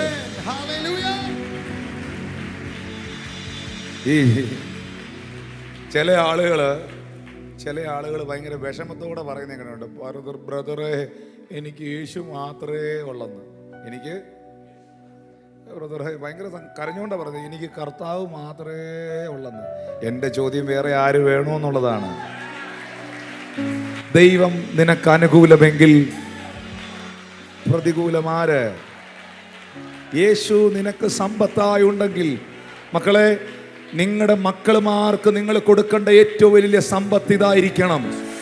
നിങ്ങളുടെ കുഞ്ഞുങ്ങൾക്ക് നിങ്ങൾ കൊടുക്കേണ്ട സമ്പത്ത് ഇതായിരിക്കണം. എൻ്റെ മാതാപിതാക്കൾ ഞങ്ങൾക്ക് തന്ന സമ്പത്ത് ഇതാണ്. ഹല്ലേലൂയ. സമ്പത്ത് തലമുറകളായി, ജനറേഷൻ ബൈ ജനറേഷനായി അവർ അനുഗ്രഹിക്കപ്പെടട്ടെ. ശബ്ദം ഉയർത്തി ഹല്ലേലൂയ. മറിയയും ജോസഫും കൂടെ ഈ കുഞ്ഞിനെ ഡെഡിക്കേറ്റ് ചെയ്യാൻ, സമർപ്പിക്കുവാൻ ജെറുസലേം ദേവാലയത്തിൽ എത്തിയപ്പോൾ അടുത്ത വാക്യത്തിൽ എഴുതിയിരിക്കുകയാണ്, അവിടെ ശിമയോൻ എന്ന് പേരുള്ള ഒരു മനുഷ്യനുണ്ടായിരുന്നു. ഈ മനുഷ്യൻ നീതിമാനും ഇസ്രായേലിന്റെ ആശ്വാസത്തിനായി കാത്തിരുന്നവനും പരിശുദ്ധാത്മാവും അവൻ്റെ മേൽ ഉണ്ടായിരുന്നു. പരിശുദ്ധാത്മാവും അവൻ കാത്തിരുന്നവനായിരുന്നു. കർത്താവിൻ്റെ ക്രിസ്തുവിനെ കാണും മുമ്പ് മരണം കാണുകയില്ല എന്ന് പരിശുദ്ധാത്മാവിൽ അവൻ അരുളപ്പാടുണ്ടായിരുന്നു. എന്ന് വെച്ചാൽ മശിഹായെ കാണാതെ, ക്രിസ്തു യേശുവിനെ കാണാതെ മരിക്കത്തില്ല നീ എന്നൊരു പ്രവചനം പുള്ളിയുടെ മേളിൽ കിടപ്പുണ്ടായിരുന്നു. അപ്പം നിങ്ങൾ ഓർക്കണം, യഹൂദന്മാരെല്ലാം തന്നെ, എല്ലാ ഇസ്രായേൽ ജനതയും വർഷങ്ങളായി ഈ പ്രവചനം വീണത് ഏദൻ തോട്ടത്തിൽ വെച്ചാണ്. ആദം ഹൗവ തുടങ്ങി ഈ വീണ്ടെടുപ്പുകാരനെ, ഈ രക്ഷകനെ വെയിറ്റ് ചെയ്യുകയാണ്. ആദം ഹൗവ തുടങ്ങി ഇങ്ങോട്ട്, നോഹ തുടങ്ങി ഇങ്ങോട്ട്, മുഴുവൻ ആളുകളും ഈ രക്ഷകനെ, വീണ്ടെടുപ്പുകാരനെ വെയിറ്റ് ചെയ്യുകയാണ്. സകല പ്രവാചകന്മാരും, ഏലിയാവും മോശയും സകലമായ ആളുകളും കർത്താവിനെ കാത്തിരുന്നവരാണ്, ദാവീദും എല്ലാം. പക്ഷേ ജെറുസലേം ദേവാലയത്തിൽ പ്രാർത്ഥിച്ചുകൊണ്ടിരുന്ന ഒരു അപ്പച്ചനോട്, ദീർഘനാളുകളായി ആലയം വിട്ട് പിരിയാതിരുന്ന ഒരു പിതാവിനോട് ദൈവാത്മാവ് പറഞ്ഞിരുന്നു, കർത്താവിൻ്റെ ക്രിസ്തുവിനെ കാണും മുമ്പ് നീ മരിക്കത്തില്ലെന്ന് പറഞ്ഞു. അപ്പം പരിശുദ്ധാത്മാവിൽ അവൻ അരുളപ്പാട് ഉണ്ടായെന്ന് അവിടെ 26 പറയുമ്പോൾ 25 എഴുതിയിട്ടുണ്ട്, അവൻ്റെ മേളിൽ പരിശുദ്ധാത്മാവ് ഉണ്ടായിരുന്നെന്ന്. ആ പരിശുദ്ധാത്മാവുള്ളവനാണ് പരിശുദ്ധാത്മാവിൻ്റെ അരുളപ്പാടുണ്ടാകുന്നത്. അവൻ നീതിമാനായിരുന്നു, ഇസ്രായേലിൻ്റെ ആശ്വാസകനായി കാത്തിരുന്നവനായിരുന്നു. ഈ ശിമയോൻ ദേവാലയത്തിലാണ് കാത്തിരുന്നത് ക്രിസ്തുവിന് വേണ്ടി. ഇപ്പൊ കൃത്യമായി മറിയയും ജോസഫും കൂടെ കുഞ്ഞിനെ പ്രതിഷ്ഠിക്കാൻ അവിടേക്ക് കൊണ്ട് കയറി ചെല്ലുകയാണ്. ഇങ്ങനെ കയറി ചെല്ലുമ്പോൾ നിങ്ങൾ ശ്രദ്ധിക്കണം, ഇത് വളരെ ഗൗരവമുള്ള ഒരു കാര്യമാണ്. ഇങ്ങനെ കയറി ചെല്ലുമ്പോൾ ശിമയോൻ വളരെ പ്രായം ചെന്ന മനുഷ്യനാണ്. ഒരു പക്ഷേ പുറമേയുള്ള കണ്ണിൻ്റെ കാഴ്ച കുറഞ്ഞിട്ടുണ്ടാകും, സ്കിന്ന് മുഖം ചുക്കിച്ചുളിഞ്ഞിട്ടുണ്ടാകും, വർഷങ്ങളായി പള്ളിക്കകത്തിരിക്കുകയാണ്. പുള്ളി ഈ മനുഷ്യൻ എങ്ങനെ അറിഞ്ഞു യേശുവിനെ ഇവിടെ പ്രതിഷ്ഠിക്കാൻ കൊണ്ടുവന്നിട്ടുണ്ട്? മശിഹായെ, ഇസ്രായേലിന്റെ ആശ്വാസകനെ, വീണ്ടെടുപ്പുകാരനെ ഈ പള്ളിക്കകത്ത് ഇപ്പോൾ പ്രതിഷ്ഠിക്കാൻ കൊണ്ടുവന്നിട്ടുണ്ട് എന്ന് ഈ അപ്പച്ചൻ എങ്ങനെ അറിഞ്ഞു? ഒരു വയസ്സിന് താഴെയുള്ള അല്ലെങ്കിൽ ഒരു 6 മാസത്തിന് താഴെയുള്ള ഒരുമാതിരിപ്പെട്ട പിള്ളേരെ എല്ലാം കണ്ട ഏകദേശം ഒരുപോലെ ഇരിക്കും. നിങ്ങൾ ചിന്തിക്കരുത് ഒരു കൊച്ചിനെ മാത്രം വന്ന് പ്രതിഷ്ഠിക്കുന്നതെന്ന്. ഒരുപാട് കുഞ്ഞുങ്ങളെ അവിടെ പ്രതിഷ്ഠിക്കാൻ കൊണ്ടുവന്നിട്ടുണ്ട്. ഇതിൻ്റെ ഇടയിൽ ഈ അപ്പച്ചൻ എങ്ങനെ അറിഞ്ഞു? ആത്മതലങ്ങൾ എപ്പോഴും ആത്മാവുള്ളവന് പിടികിട്ടുന്നതാണ്, അല്ലാത്തവൻ ഇത് ഭോഷത്വമാണ്. ഈ മനുഷ്യന്റെ മേളിൽ പരിശുദ്ധാത്മാവ് ഉണ്ടായിരുന്നു. ഈ മനുഷ്യന്റെ അകത്തിരിക്കുന്ന പരിശുദ്ധാത്മാവിനാൽ ജനിച്ച കർത്താവിനെയും കൊണ്ട് ഈ പള്ളിക്കകത്ത് കയറിയതും പുള്ളിക്കത് ഫീൽ ചെയ്തു. ദൈവത്തിന്റെ ഉള്ളിലുള്ള ദൈവജനമേ, കർത്താവിന്റെ ആത്മാവിൽ ആരാധിക്കുന്ന വിശ്വാസിയെ, ഇതൊരു അനുഭവമാണ്. ഇതിനകത്തിരിക്കുന്ന മുഴുവൻ ആളുകൾക്കും ആത്മീയ അനുഭവങ്ങൾ ഉണ്ടാകട്ടെ. ഹല്ലേലൂയ. അത് ഫീൽ ചെയ്തു, പുള്ളിക്ക് ബോധ്യമായി. എന്നിട്ട് കൃത്യമായി നടക്കുകയാണ്. നിങ്ങളിത് ഇമാജിൻ ചെയ്യണം. എന്നിട്ട് എല്ലാവരുടെ അടുത്തും പോയി ചോദിക്കുന്നില്ല, ഓരോ കൊച്ചുങ്ങളുടെ അടുക്കലും ഓരോ അപ്പൻ്റെ അമ്മയുടെ അടുക്കലും പോയി ചോദിക്കുന്നില്ല, മശിഹായായി പരിശുദ്ധാത്മാവിൽ ജനിച്ച കൊച്ചാണോ ഇത്? എനിക്കങ്ങനെ ഒരു ദൂതുണ്ടായിരുന്നു, ഇങ്ങനെ ഒരു കൊച്ചിനെ കാണുമെന്ന്. ഇതാണോ? ഇതല്ല. ഇതാണോ? ഇതല്ല. ഈ കുഞ്ഞാണോ? ഇങ്ങനൊന്നും പുള്ളിക്ക് ചോദിക്കേണ്ടി വന്നില്ല. പുള്ളിക്ക് ഒരു കൺഫ്യൂഷനും ഇല്ലായിരുന്നു. കൃത്യമായി അതാണ് 27-ാം വാക്യം പറയുന്നത്. അവൻ ആത്മനിയോഗത്താൽ ദേവാലയത്തിലേക്ക് ചെന്നു. ഉള്ളവന് മാത്രം ചില നിയോഗങ്ങളെ ദൈവം ഇതിൽ കൽപ്പിക്കുകയാണ്.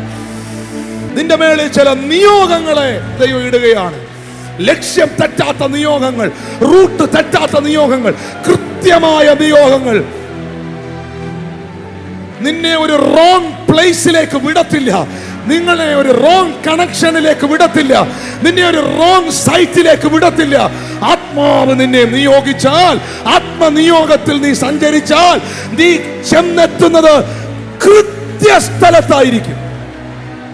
28-ാം വാക്യം പറയുന്നു, ഈ ശിമയോൻ, മക്കളെ, ഇത് കൺഫ്യൂഷൻ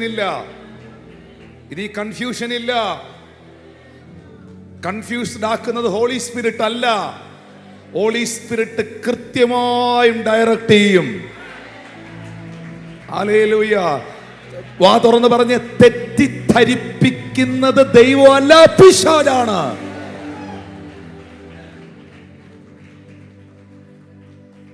ഒരു തെറ്റിദ്ധാരണയില്ല, ഒരു കൺഫ്യൂഷനും ഇല്ല. കൃത്യമായി ശിമയോൻ മറിയത്തിന്റെ ജോസഫിന്റെ അടുക്കലെത്തി. ആ കൊച്ചിനെ മേടിച്ചു. അതവിടെ എഴുതിയിരിക്കുന്ന 28-ാം വാക്യത്തിൽ, അവനെ കയ്യിലേന്തി ദൈവത്തെ പുകഴ്ത്തി. എന്നിട്ട് ആ കുഞ്ഞിന്റെ മുഖത്തേക്ക് നോക്കി 29-ാം വാക്യത്തിൽ എഴുതിയിരിക്കുകയാണ്, ഇപ്പോൾ നാഥ, തിരുവചനം പോലെ നീ അടിയനെ സമാധാനത്തോടെ വിട്ടയക്കുന്നു.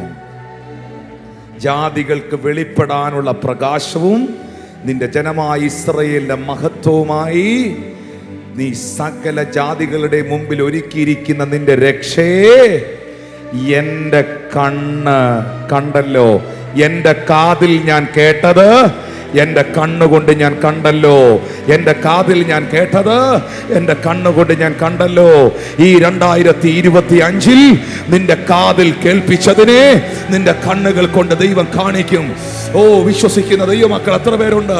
നിന്നോട് ദൈവം അറിയിച്ച അരുളപ്പാടുകളെ, ദൈവം നിന്നോട് അറിയിച്ച വാഗ്ദത്തങ്ങളെ, എന്നെ കാണുന്ന ദൈവത്തിന്റെ ദാസനെ, എന്നെ കാണുന്ന സഹോദര, എന്നെ കാണുന്ന സഹോദരി, നിന്നോട്, നിന്റെ തലമുറയോട്, സഭയോട്, കുടുംബത്തോട്, ശുശ്രൂഷയോട് പരിശുദ്ധാത്മാവ് തന്റെ പ്രവാചകന്മാരിലൂടെയും തന്റെ ദാസന്മാരിലൂടെയും തന്റെ വചനത്തിലൂടെയും അറിയിച്ച ദൈവത്തിന്റെ ഇടപെടലുകളെ നിന്റെ കണ്ണുകൾ കൊണ്ടവൻ കാണിക്കും, നിന്റെ കരത്തിൽ അവൻ ഏൽപ്പിക്കും. വിശ്വസിക്കുന്നവർ ശബ്ദമുയർത്തി ദൈവത്തെ സ്തുതിക്കാം. ശിമയോനെ, നീ ഇപ്പോൾ കയ്യിൽ പിടിച്ചിരിക്കുന്നത് നിന്റെ കാതിൽ കേട്ട വാഗ്ദത്തമാണ്. നിന്റെ കണ്ണ് കണ്ടല്ലോ എന്ന് എഴുതിയിട്ടില്ലേ? നിന്റെ കണ്ണ് കണ്ടത് വർഷങ്ങൾക്ക് മുമ്പ് നീ പ്രാർത്ഥനയിലിരിക്കുമ്പോൾ എൻ്റെ ആത്മാവ് നിന്റെ കാതിൽ കേൾപ്പിച്ചതാണ്. കാലം എത്ര കഴിഞ്ഞാലും, വർഷം എത്ര കഴിഞ്ഞാലും, ഞാൻ ഇങ്ങനെ ചിലരോട് പറയുന്നു, നീ മരിക്കുന്നതിന് മുൻപ് നിന്റെ മേലുള്ള മുഴുവൻ വാഗ്ദത്തങ്ങളെയും, നിന്റെ തലമുറയുടെ മുകളിലുള്ള മുഴുവൻ വാഗ്ദത്തങ്ങളെയും ദൈവം നിവർത്തിക്കും. അടിസ്ഥാനമിട്ടവൻ പണി പൂർത്തീകരിക്കും. വിശ്വസിക്കുന്നവർ ദൈവത്തിന് സ്തോത്രം ചെയ്തേ.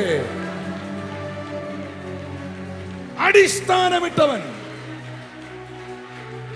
ശിമയോനെ, നിനക്ക് പ്രായം എത്രയുണ്ടെങ്കിലും, നിന്റെ കണ്ണിന്റെ കാഴ്ച കുറഞ്ഞാലും, നിന്റെ ചെവിയുടെ കേൾവി കുറഞ്ഞാലും, നിന്റെ മുഖം ചുക്കിച്ചുളിഞ്ഞാലും, നിന്നോട് ഞാൻ അറിയിച്ചതിനെ, നിന്റെ കാതിൽ ഞാൻ കേൾപ്പിച്ചതിനെ ഞാൻ നിന്നെ കാണിച്ചിരിക്കും.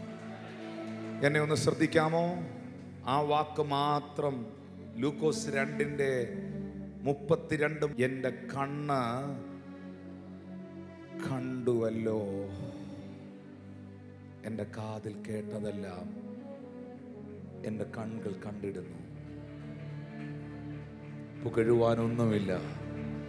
മഹത്വം എൻ്റെ യേശുവിന്.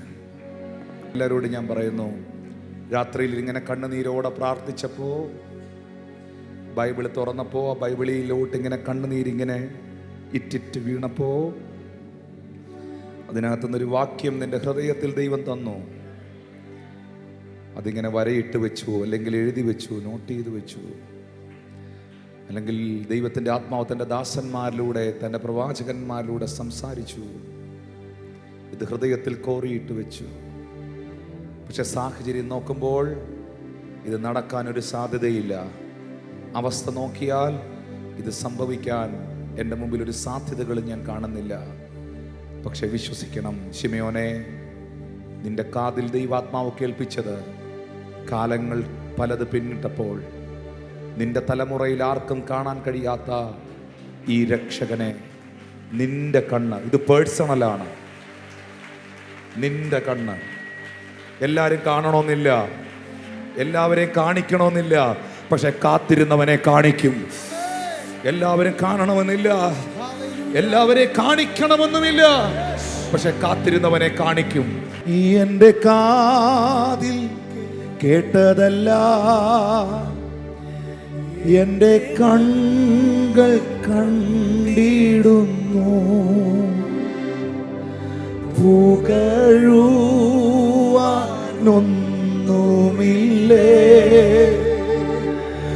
മഹത്വം എന്നേശുവിൽ.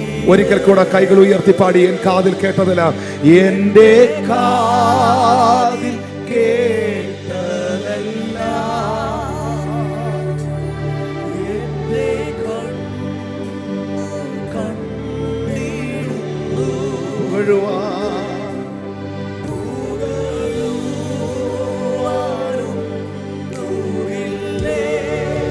മഹത്വം മഹത്വം മഹത്വം.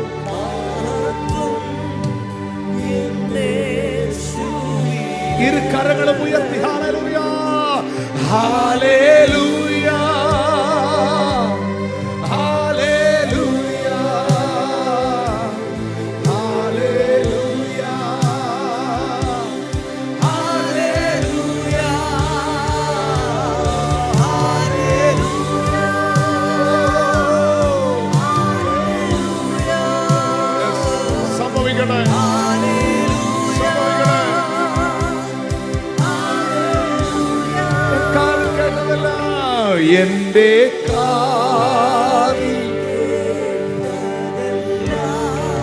എന്റെ കണ്ണുകൾ കണ്ടിടുന്നു.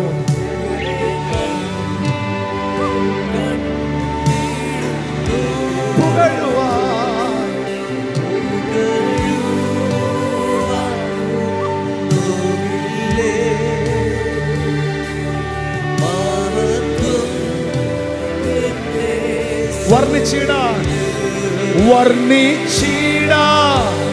വാക്കു പോരായേ.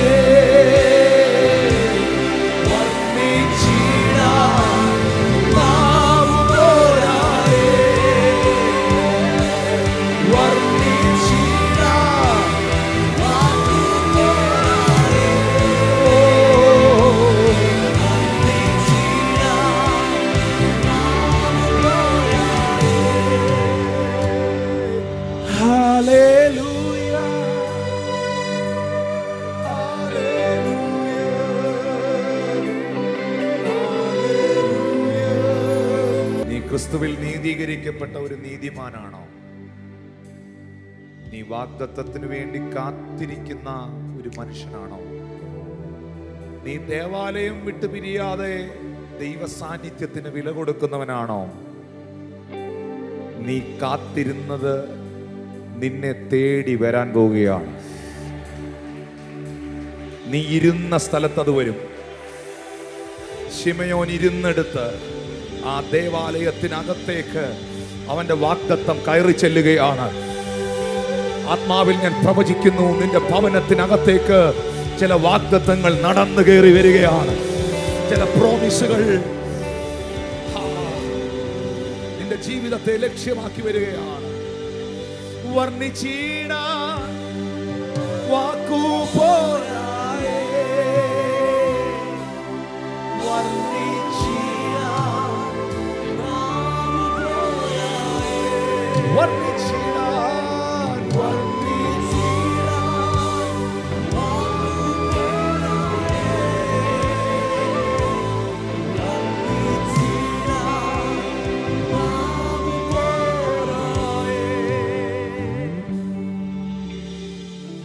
വീട് പണിയുന്നവരായ നിങ്ങൾ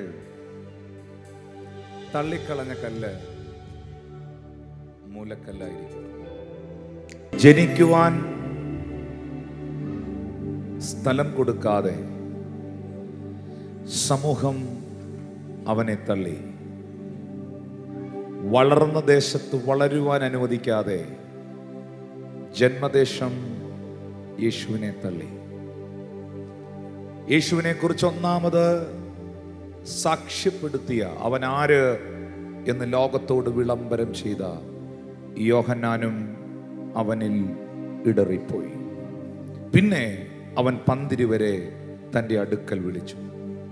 സകലവിധ വ്യാധിയും ദീനവും പൊറുപ്പിക്കുവാൻ അവർക്ക് ശക്തിയും അധികാരവും നൽകി. അതിൽ യേശു പറഞ്ഞു, ഒന്നാമൻ പത്രോസ്.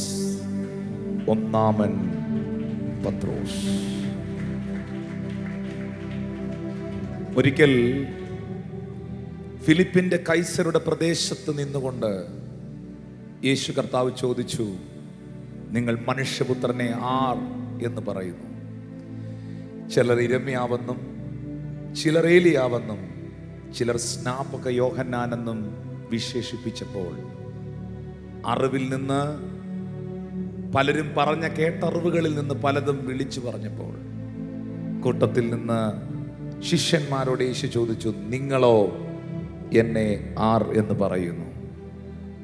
ആർക്കും മുന്നോട്ടിറങ്ങി വന്ന് ഉത്തരം പറയാനുള്ള ആ ചങ്കൂറ്റമില്ലാതെ നിൽക്കുന്ന സമയത്ത് അങ്ങോട്ടും ഇങ്ങോട്ടും മുഖാമുഖം നോക്കുമ്പോൾ ഒന്നാമൻ പത്രോസ് എന്ന് വിശേഷിപ്പിച്ചവൻ ആ കൂട്ടത്തിൻ്റെ ഇടയിൽ നിന്ന് പുരുഷാരം കേൾക്കെ, സമൂഹം കേൾക്കെ, തൻ്റെ സഹപ്രവർത്തകരും കൂട്ടുവേലക്കാരും കേൾക്കെ വിളിച്ചു പറഞ്ഞു, നീ ജീവനുള്ള ദൈവത്തിൻ്റെ പുത്രനായ ക്രിസ്തു ആകുന്നു. അവനെ നോക്കി യേശു പറഞ്ഞു, ബെറയോന ശിമോനെ, നീ അനുഗ്രഹീതനാണ്. ജഡരക്തമല്ല ഇത് നിനക്ക് വെളിപ്പെടുത്തിയത്, സ്വർഗസ്ഥനായ എൻ്റെ പിതാവത്രേ. ശിഷ്യന്മാരുടെ കൂട്ടത്തിൽ പത്രോസിനെ നോക്കിയാണ് യേശു പറഞ്ഞത്, Peter, you are the first. ഒന്നാമൻ പത്രോസ്. വിളിക്കകത്തുണ്ടായിരുന്നു അത്. പറഞ്ഞ്, വിളിക്കകത്തുണ്ടായിരുന്നു. ഈ നമ്മളെയൊക്കെ ദൈവം വിളിച്ച വിളിക്കകത്തുള്ളതാണ് നമ്മളെല്ലാവരും അനുഭവിക്കുന്നത്. ചിലരെ അപ്പോസ്തലന്മാരായി വിളിച്ചിരിക്കുന്നു, പ്രവാചകന്മാരായി വിളിച്ചിരിക്കുന്നു, സുവിശേഷകരായി വിളിച്ചിരിക്കുന്നു, ഇടയന്മാരായി വിളിച്ചിരിക്കുന്നു, ഉപദേഷ്ടാക്കന്മാരായി വിളിച്ചിരിക്കുന്നു. ഇതെല്ലാം കോളിംഗ് ആണ്. ഓരോരുത്തരുടെ മുകളിലുള്ള കോളിംഗ് ദൈവത്തിൻ്റെ വിളിയാണ്. ഇന്നും അത് സംഭവിച്ചുകൊണ്ടേയിരിക്കുന്നു സഭയോടുള്ള ബന്ധത്തിൽ. കാരണം പരിശുദ്ധാത്മാവ് ഇന്നും പ്രവർത്തിക്കുന്നു. യേശു ഇന്നും ജീവിക്കുന്നു. സഭ ഇപ്പോഴും ഭൂമിയിൽ തന്നെ ഉണ്ട്, എടുക്കപ്പെട്ടിട്ടില്ല. എന്നാൽ പീറ്ററിനെ നോക്കി യേശു പറഞ്ഞു, യു ആർ ദ ഫസ്റ്റ്. നിങ്ങൾക്കറിയാം, ഈ മനുഷ്യനെ അതിനുശേഷം ഒന്നിലും ഒരു കാര്യത്തിലും ആർക്കും രണ്ടാമനാക്കാൻ പറ്റിയിട്ടില്ല. യേശു ചോദിച്ചു, നിങ്ങൾ എന്നെ ആരെന്ന് പറയുന്നു? അതിനുത്തരം പറഞ്ഞാരാ? പത്രോസ്.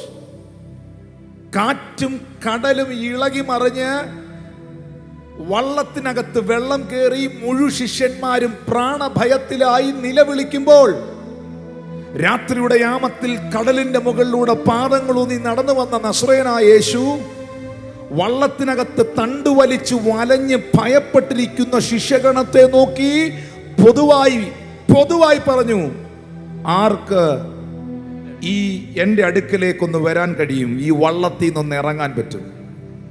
11 പകച്ച് കണ്ണുമിഴിച്ച് നോക്കി നിൽക്കുമ്പം അവിടെയും ചരിത്രത്തിലാദ്യമായി ദൈവമല്ലാതെ ഒരു മനുഷ്യൻ വെള്ളത്തിന്റെ മുകളിലൂടെ നടന്നു. ചില ചുവടുകൾ, വെള്ളമല്ല, ആഴക്കടലിന്റെ മുകളിലൂടെ നടന്നു. അവൻ ആരാണ്? പത്രോസ്. വിശുദ്ധ തിരുവെഴുത്തുകൾ പഠിക്കുമ്പോൾ ജെറുസലേം ചർച്ച് ഇനാഗുറേറ്റ് ചെയ്യുമ്പോൾ, എന്നാൽ മറ്റൊരു കാര്യം ഞാൻ പറയാം, യേശു കർത്താവ് ഉയർത്തെഴുന്നേറ്റു എന്ന വാർത്ത മഗ്ദല മറിയം ശിഷ്യന്മാരിരുന്ന സ്ഥലത്ത് വന്ന് പൊതുവായി പറയുകയാണ്, അവൻ അവിടെ ഇല്ല, അവൻ ഉയർത്തെഴുന്നേറ്റു. ഇത് കേട്ടിട്ട് 2 കതകും തുറന്നിറങ്ങി ഓടി. ആരാ? പത്രോസും യോഹന്നാനും. ബൈബിൾ പറയുന്നു, യോഹന്നാൻ പത്രോസിനേക്കാൾ ആദ്യം ഓടി കല്ലറ വാതിക്കലെത്തി, അകത്ത് കടന്നില്ല താനും. എന്നാൽ അവന്റെ പിന്നാലെ എത്തിയ ശീമോൻ പത്രോസ് കല്ലറയ്ക്കകത്ത് കയറി. ഇതെല്ലാം പിടി കിട്ടിയോ? ആദ്യം ഓടി എത്തിയതാരാ? യോഹന്നാൻ അപ്പോസ്തലൻ. പക്ഷെ ആദ്യം കല്ലറയ്ക്കകത്ത് കയറിയാരാ? യോഹന്നാൻ എന്താ ചെയ്തേ? കല്ലറയ്ക്ക് പുറത്തു നിന്നു. അതിനാ പുള്ളി പുറത്തു നിന്നേ? ആദ്യം കല്ലറവാതിക്കലെത്തിയ ആരാ? പക്ഷെ അവിടെ എന്താ എഴുതി വെച്ചിരിക്കുന്നത്? അകത്ത് കടന്നില്ല താനൂന്ന്. 5-ാമത്തെ വാക്യത്തിൽ എഴുതിയിട്ടുണ്ട്, യോഹന്നാൻ അകത്ത് കടന്നില്ല, കയറിയില്ല. കാരണം ഒന്നാമൻ പത്രോസ് അവന്റെ മീതെയുള്ള ആളാണ്. Praise the Lord. പുള്ളി വരുന്നത് വരെ വെയിറ്റ് ചെയ്തു. അവന്റെ പിന്നാലെ ശീമോൻ പത്രോസ് വന്നു, കല്ലറയിൽ കടന്നു. പത്രോസ് കയറിയിട്ടാണ് യോഹന്നാൻ കയറിയേ. പ്രോട്ടോകോളാ. എന്റെ ചോദ്യം ഇതാണ്, പ്രിയപ്പെട്ടവരെ, ശ്രദ്ധിച്ചു കേൾക്കുന്നുണ്ടോ? യേശു ഉയർത്തെഴുന്നേറ്റതിന് ശേഷം അവന്റെ ശീലകൾ പൊതിഞ്ഞ, അരിമത്തിയിലെ മന്ത്രിയായ ജോസഫും നിക്കോദിമോസും കൂടെ ചേർന്ന് ചുറ്റിയ ശീലകൾ, തുണിയിൽ പൊതിഞ്ഞ് സുഗന്ധദ്രവ്യങ്ങൾ ഇട്ട അടക്കുന്നത്.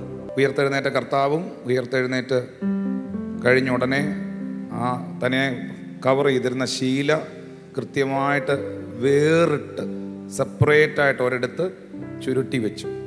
ഇത് ആദ്യം കണ്ടതാരാ? പത്രോസ്. യേശു ദൈവപുത്രനാണെന്ന് ആദ്യം പറഞ്ഞ ആരാ?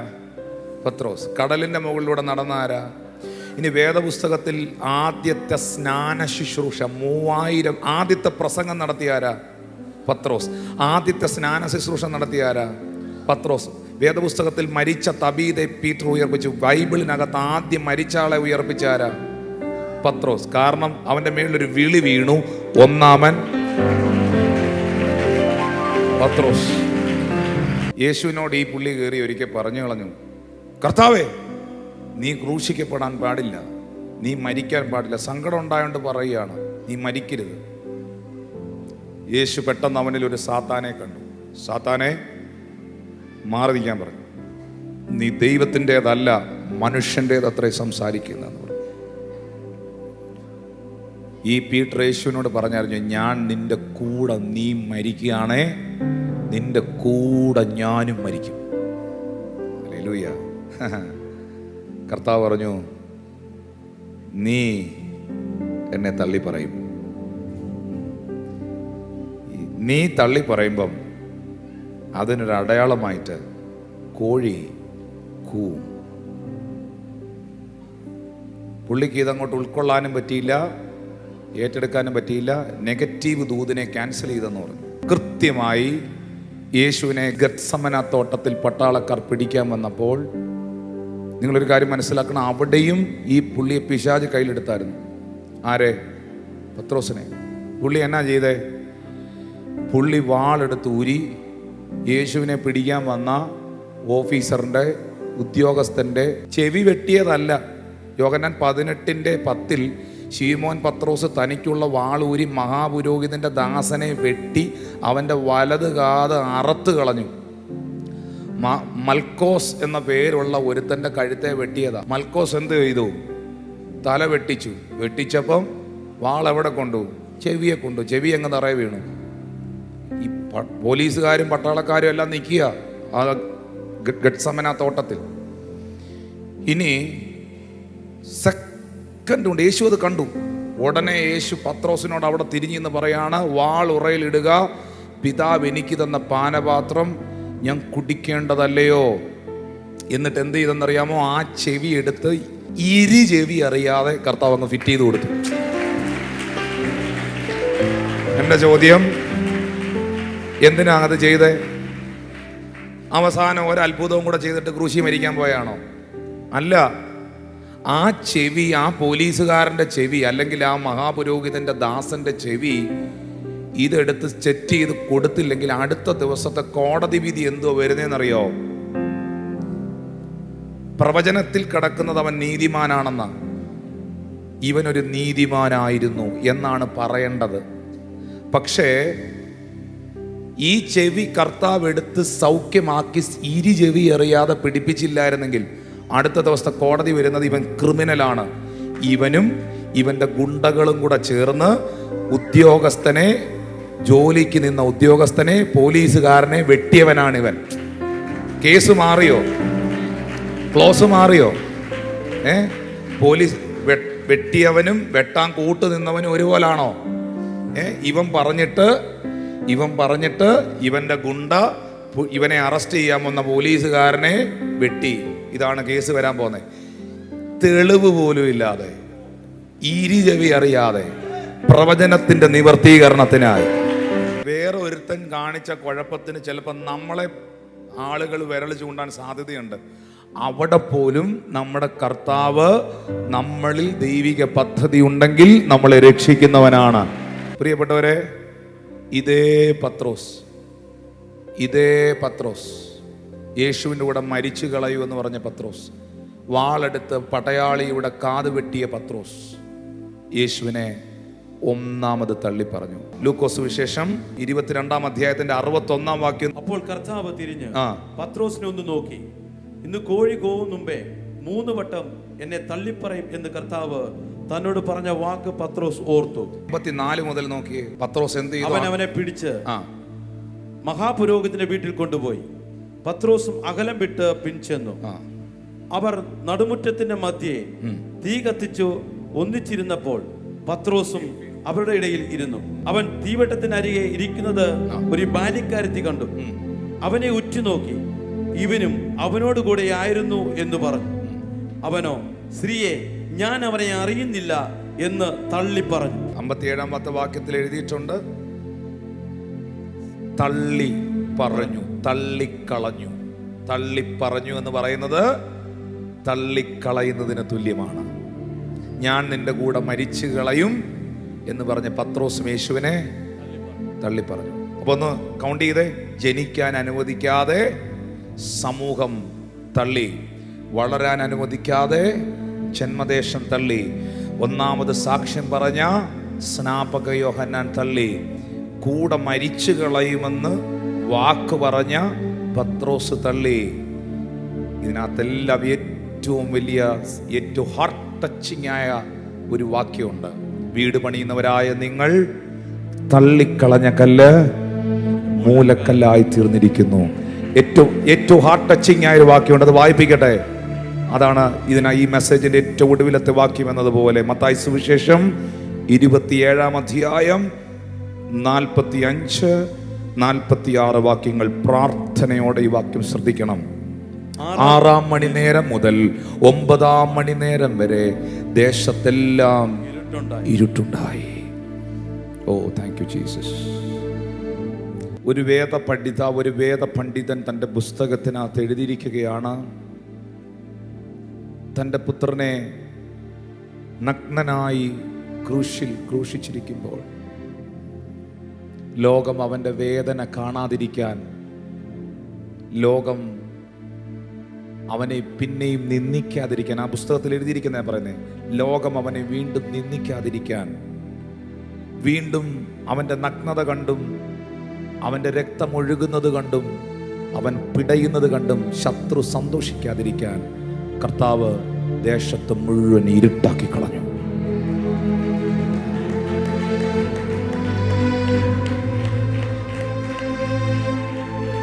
ഇരുട്ടാക്കി കളഞ്ഞു. 46-ാം വാക്യത്തിൽ ഏകദേശം 9-ാം മണിനേരമായ സമയത്ത് യേശു ഏലി ഏലി ലമാ ശബക്താനി എന്ന് ഉറക്ക നിലവിളിച്ചു. എൻ്റെ ദൈവമേ, എൻ്റെ ദൈവമേ, നീ എന്നെ കൈവിട്ടതെന്ത്? ജനിക്കാൻ അനുവദിക്കാതെ ജന്മദേശം എന്നെ തള്ളി, വളരാൻ അനുവദിക്കാതെ സമൂഹം എന്നെ തള്ളി, എന്നെ കുറിച്ചൊന്നാമത് സാക്ഷ്യം പറഞ്ഞ സ്നാപക യോഹന്നാൻ എന്നെ തള്ളി, ഞാൻ തിരഞ്ഞെടുത്ത എൻ്റെ പ്രിയ ശിഷ്യനായ പത്രോസ് എന്നെ തള്ളി പറഞ്ഞു, ശിഷ്യന്മാരെല്ലാം എന്നെ വിട്ട് ഓടിപ്പോയി. ഈ ക്രൂശിൽ കിടക്കുമ്പോൾ എന്നെ ഈ ഭൂമിയിലേക്ക് അയച്ച പിതാവേ, അപ്പ, നീയും എന്നെ തള്ളിയോ? നീയും എന്നെ കൈവിട്ടോ? വീട് പണിയുന്നവരായ നിങ്ങൾ തള്ളിക്കളഞ്ഞ കല്ല് മൂലക്കല്ലായിരിക്കുന്നു. ആ കല്ലിവൻ തന്നെ, മറ്റൊരുത്തനിലും രക്ഷയില്ല. നാം രക്ഷിക്കപ്പെടുവാൻ ആകാശത്തിന് കീഴിൽ മനുഷ്യരുടെ ഇടയിൽ യേശുവിൻ്റെ നാമമല്ലാതെ വേറെ ഒരു നാമവുമില്ല. മക്കളെ, എന്തിനു വേണ്ടി അവൻ തള്ളപ്പെട്ടു? പാപികളായ എന്നെയും നിങ്ങളെയും ചേർക്കുവാൻ. എന്തിനായി അവൻ വേദന അനുഭവിച്ചു? എന്നെയും നിങ്ങളെയും സൗഖ്യമാക്കുവാൻ. എന്തിനായി അവൻ അടിപ്പിണരുകൾ ഏറ്റെടുത്തു? ആ അടിപ്പിണരുകളാൽ നമുക്ക് സൗഖ്യമുണ്ടാകാൻ. Hallelujah, hallelujah. ഞാനിങ്ങനെ സ്നേഹത്തോടെ നിങ്ങളോട് ചോദിക്കുന്നു, പറയുന്നു, മക്കളെ, ജനിക്കാൻ അനുവാദം കൊടുക്കാതെ, സ്ഥലം കൊടുക്കാതെ വഴിയമ്പലം തള്ളിയതുപോലെയും, ജന്മദേശത്ത് വളരാൻ അനുവദിക്കാതെ ഹെരോദാവും രാജ്യവും തള്ളിയതുപോലെയും, സാക്ഷ്യം പറഞ്ഞിട്ട്, ഏറ്റു പറഞ്ഞിട്ട്, വലിയ പ്രസംഗവും പാട്ടും ഒക്കെ നടത്തിയിട്ട്, സ്നാനപ്പെട്ടിട്ട്, രക്ഷിക്കപ്പെട്ടിട്ട്, എൻ്റെ ഭാഷയിൽ പറഞ്ഞാൽ സ്നാപക യോഹന്നാൻ തള്ളിയതുപോലെയും, കൂടെ നിൽക്കാം, ഞാൻ ഒപ്പം കാണും, ഞാൻ ചാകും, കൂടെ മരിച്ചു കളയുമെന്നൊക്കെ പറഞ്ഞിട്ട് പത്രോസ് തള്ളിയതുപോലെയും, അല്പസമയത്തേക്കും തൻ്റെ ഏകമകൻ്റെ ദാരുണമായ മരണം കാണുവാൻ കഴിയാതെ പിതാവായ ദൈവം മുഖം മറച്ചതുപോലെയും, നിങ്ങൾ ഒരിക്കലും ജീവിതത്തിൻ്റെ ഒരു സാഹചര്യത്തിലും യേശുവിനെ തള്ളിപ്പറയരുത്. ശംഖും നെറ്റിയും കൊടുത്ത്, ജീവൻ കൊടുത്ത്, ജീവിതം കൊടുത്ത്, ജീവിതം മുഴുവൻ കൊടുത്ത് ഈ അരുമനാഥന് വേണ്ടി നിലകൊള്ളാൻ തയ്യാറാകുന്നവർ ആ കരങ്ങളെ ഒന്ന് ഉയർത്തിപ്പിടിക്കുവോ? ഈ വിശ്വാസത്തിനും ദൈവകൃപയ്ക്കും വേണ്ടി ഉറച്ചു നിൽക്കുവാൻ തയ്യാറുള്ളവർ ആ കരങ്ങളെ ഉയർത്തിപ്പിടിക്കുമോ? അവരോട് അപ്പോസ്തലനായ പത്രോസ് പറയുകയാണ്, 1 പത്രോസ് 2:4 മുതൽ, മനുഷ്യർ തള്ളിയതെങ്കിലും ദൈവസന്നിധിയിൽ ശ്രേഷ്ഠവും മാന്യവുമായ ജീവനുള്ള കല്ലായ അവന്റെ അടുക്കൽ വന്നിട്ട് നിങ്ങളും ജീവനുള്ള കല്ലുകൾ എന്നതുപോലെ ആത്മീക ഗൃഹമായി യേശുക്രിസ്തു മുഖാന്തരം ദൈവത്തിന് പ്രസാദമുള്ള ആത്മീയ യാഗം കഴിക്കുവാൻ തക്ക വിശുദ്ധ പുരോഹിത വർഗമാകേണ്ടതിന് പണിയപ്പെടുന്നു. ഞാൻ ശ്രേഷ്ഠവും മാന്യവുമായൊരു കല്ല് സിയോനിൽ ഇടുന്നു, അവനിൽ വിശ്വസിക്കുന്നവർ ലജ്ജിച്ചു പോകയില്ല. ഞാൻ ശ്രേഷ്ഠവും മാന്യവുമായൊരു കല്ല് സിയോനിൽ ഇടുന്നു. ആ കല്ല് ക്രിസ്തുവാണ്, ആ മൂലക്കല്ല് ക്രിസ്തുവാണ്. അവരെ അനുഗമിച്ച ആത്മീക പാറയിൽ നിന്നല്ലോ അവർ കുടിച്ചത്, ആ പാറ ക്രിസ്തു തന്നെ. ആ ശ്രേഷ്ഠമേറിയ മാന്യമായ മൂലക്കല്ലായ ക്രിസ്തുവിൽ വിശ്വസിക്കുന്ന ഒരുത്തനും ഒരു കുടുംബവും ഒരു വ്യക്തിയും ലജ്ജിച്ചു പോകത്തില്ല എന്ന് വേദപുസ്തകം ഉറപ്പു തരുന്നു. ഞാൻ തള്ളിപ്പറഞ്ഞപ്പോഴും എൻ്റെ കർത്താവ് എന്നെ തള്ളിക്കളഞ്ഞില്ല എന്ന അനുഭവമുള്ള എത്ര പേരുണ്ട്? ഞാൻ മറന്നപ്പോഴും അവൻ എന്നെ മറന്നില്ല എന്ന അനുഭവമുള്ള എത്ര പേരുണ്ട്? തള്ളപ്പെടലിൻ്റെ വേദന, ഒറ്റപ്പെടലിൻ്റെ വേദന, തിരസ്കരണത്തിൻ്റെ വേദന അറിയാവുന്നവൻ്റെ മുൻപിലാണ് ഈ കൈ ഉയർത്തി നിൽക്കുന്നത്. അതുകൊണ്ട് നിങ്ങളെ അവൻ തള്ളിക്കളയില്ല. ലോകം മുഴുവൻ നിങ്ങളെ തള്ളിക്കളഞ്ഞാലും നീ തനിച്ചേ ഉള്ളെങ്കിലും അവൻ നിന്റെ അരികിൽ വരും. മക്കളെ, ആരും നിന്റെ ഒപ്പം ചിലർ നിങ്ങൾ പറയുന്നില്ല എൻ്റെ കൂടെ നിൽക്കാൻ എനിക്കാരുമില്ലെന്ന്. നിന്റെ കൂടെ യേശു മാത്രം മതി, കർത്താവ് പക്ഷെ മാത്രം മതി. ആ കരങ്ങളെന്ന് ഉയർത്തിപ്പിടിച്ച വേറെ ആരും വേണ്ട. ഓ തള്ളിപ്പറഞ്ഞ തള്ളിക്കളഞ്ഞതിൽ എന്നെ തള്ളിപ്പറഞ്ഞ തള്ളിക്കളഞ്ഞതിൽ എന്നെ ചൂടുള്ളൊരപ്പനും കുളിരിയും പകർന്നു തന്നെ. എത്ര ദൂരം, എത്ര ദൂരം നിന്നെ വിട്ടോടി, അത്ര നേരം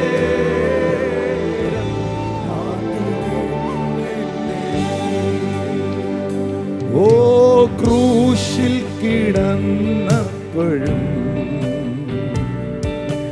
കാരിരും വാണിയല്ല വേദന. ക്രൂശിൽ കിടന്നപ്പോഴും കാരിരും വാണിയല്ല വേദന. നാശത്തിലായൊരൻ രക്ഷയ്ക്കായി ആശിച്ചതല്ലയോ ആരോധനം. എത്ര ദൂരം, എത്ര ദൂരം നിന്നെ വിട്ടോടിയ, അത്ര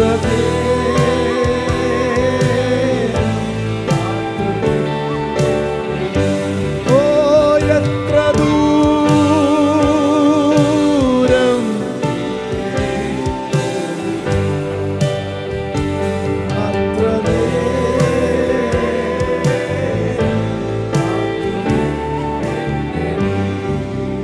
ആ കൈ ഒന്ന് നെഞ്ചോട് ചേർത്ത് പാടാവോ?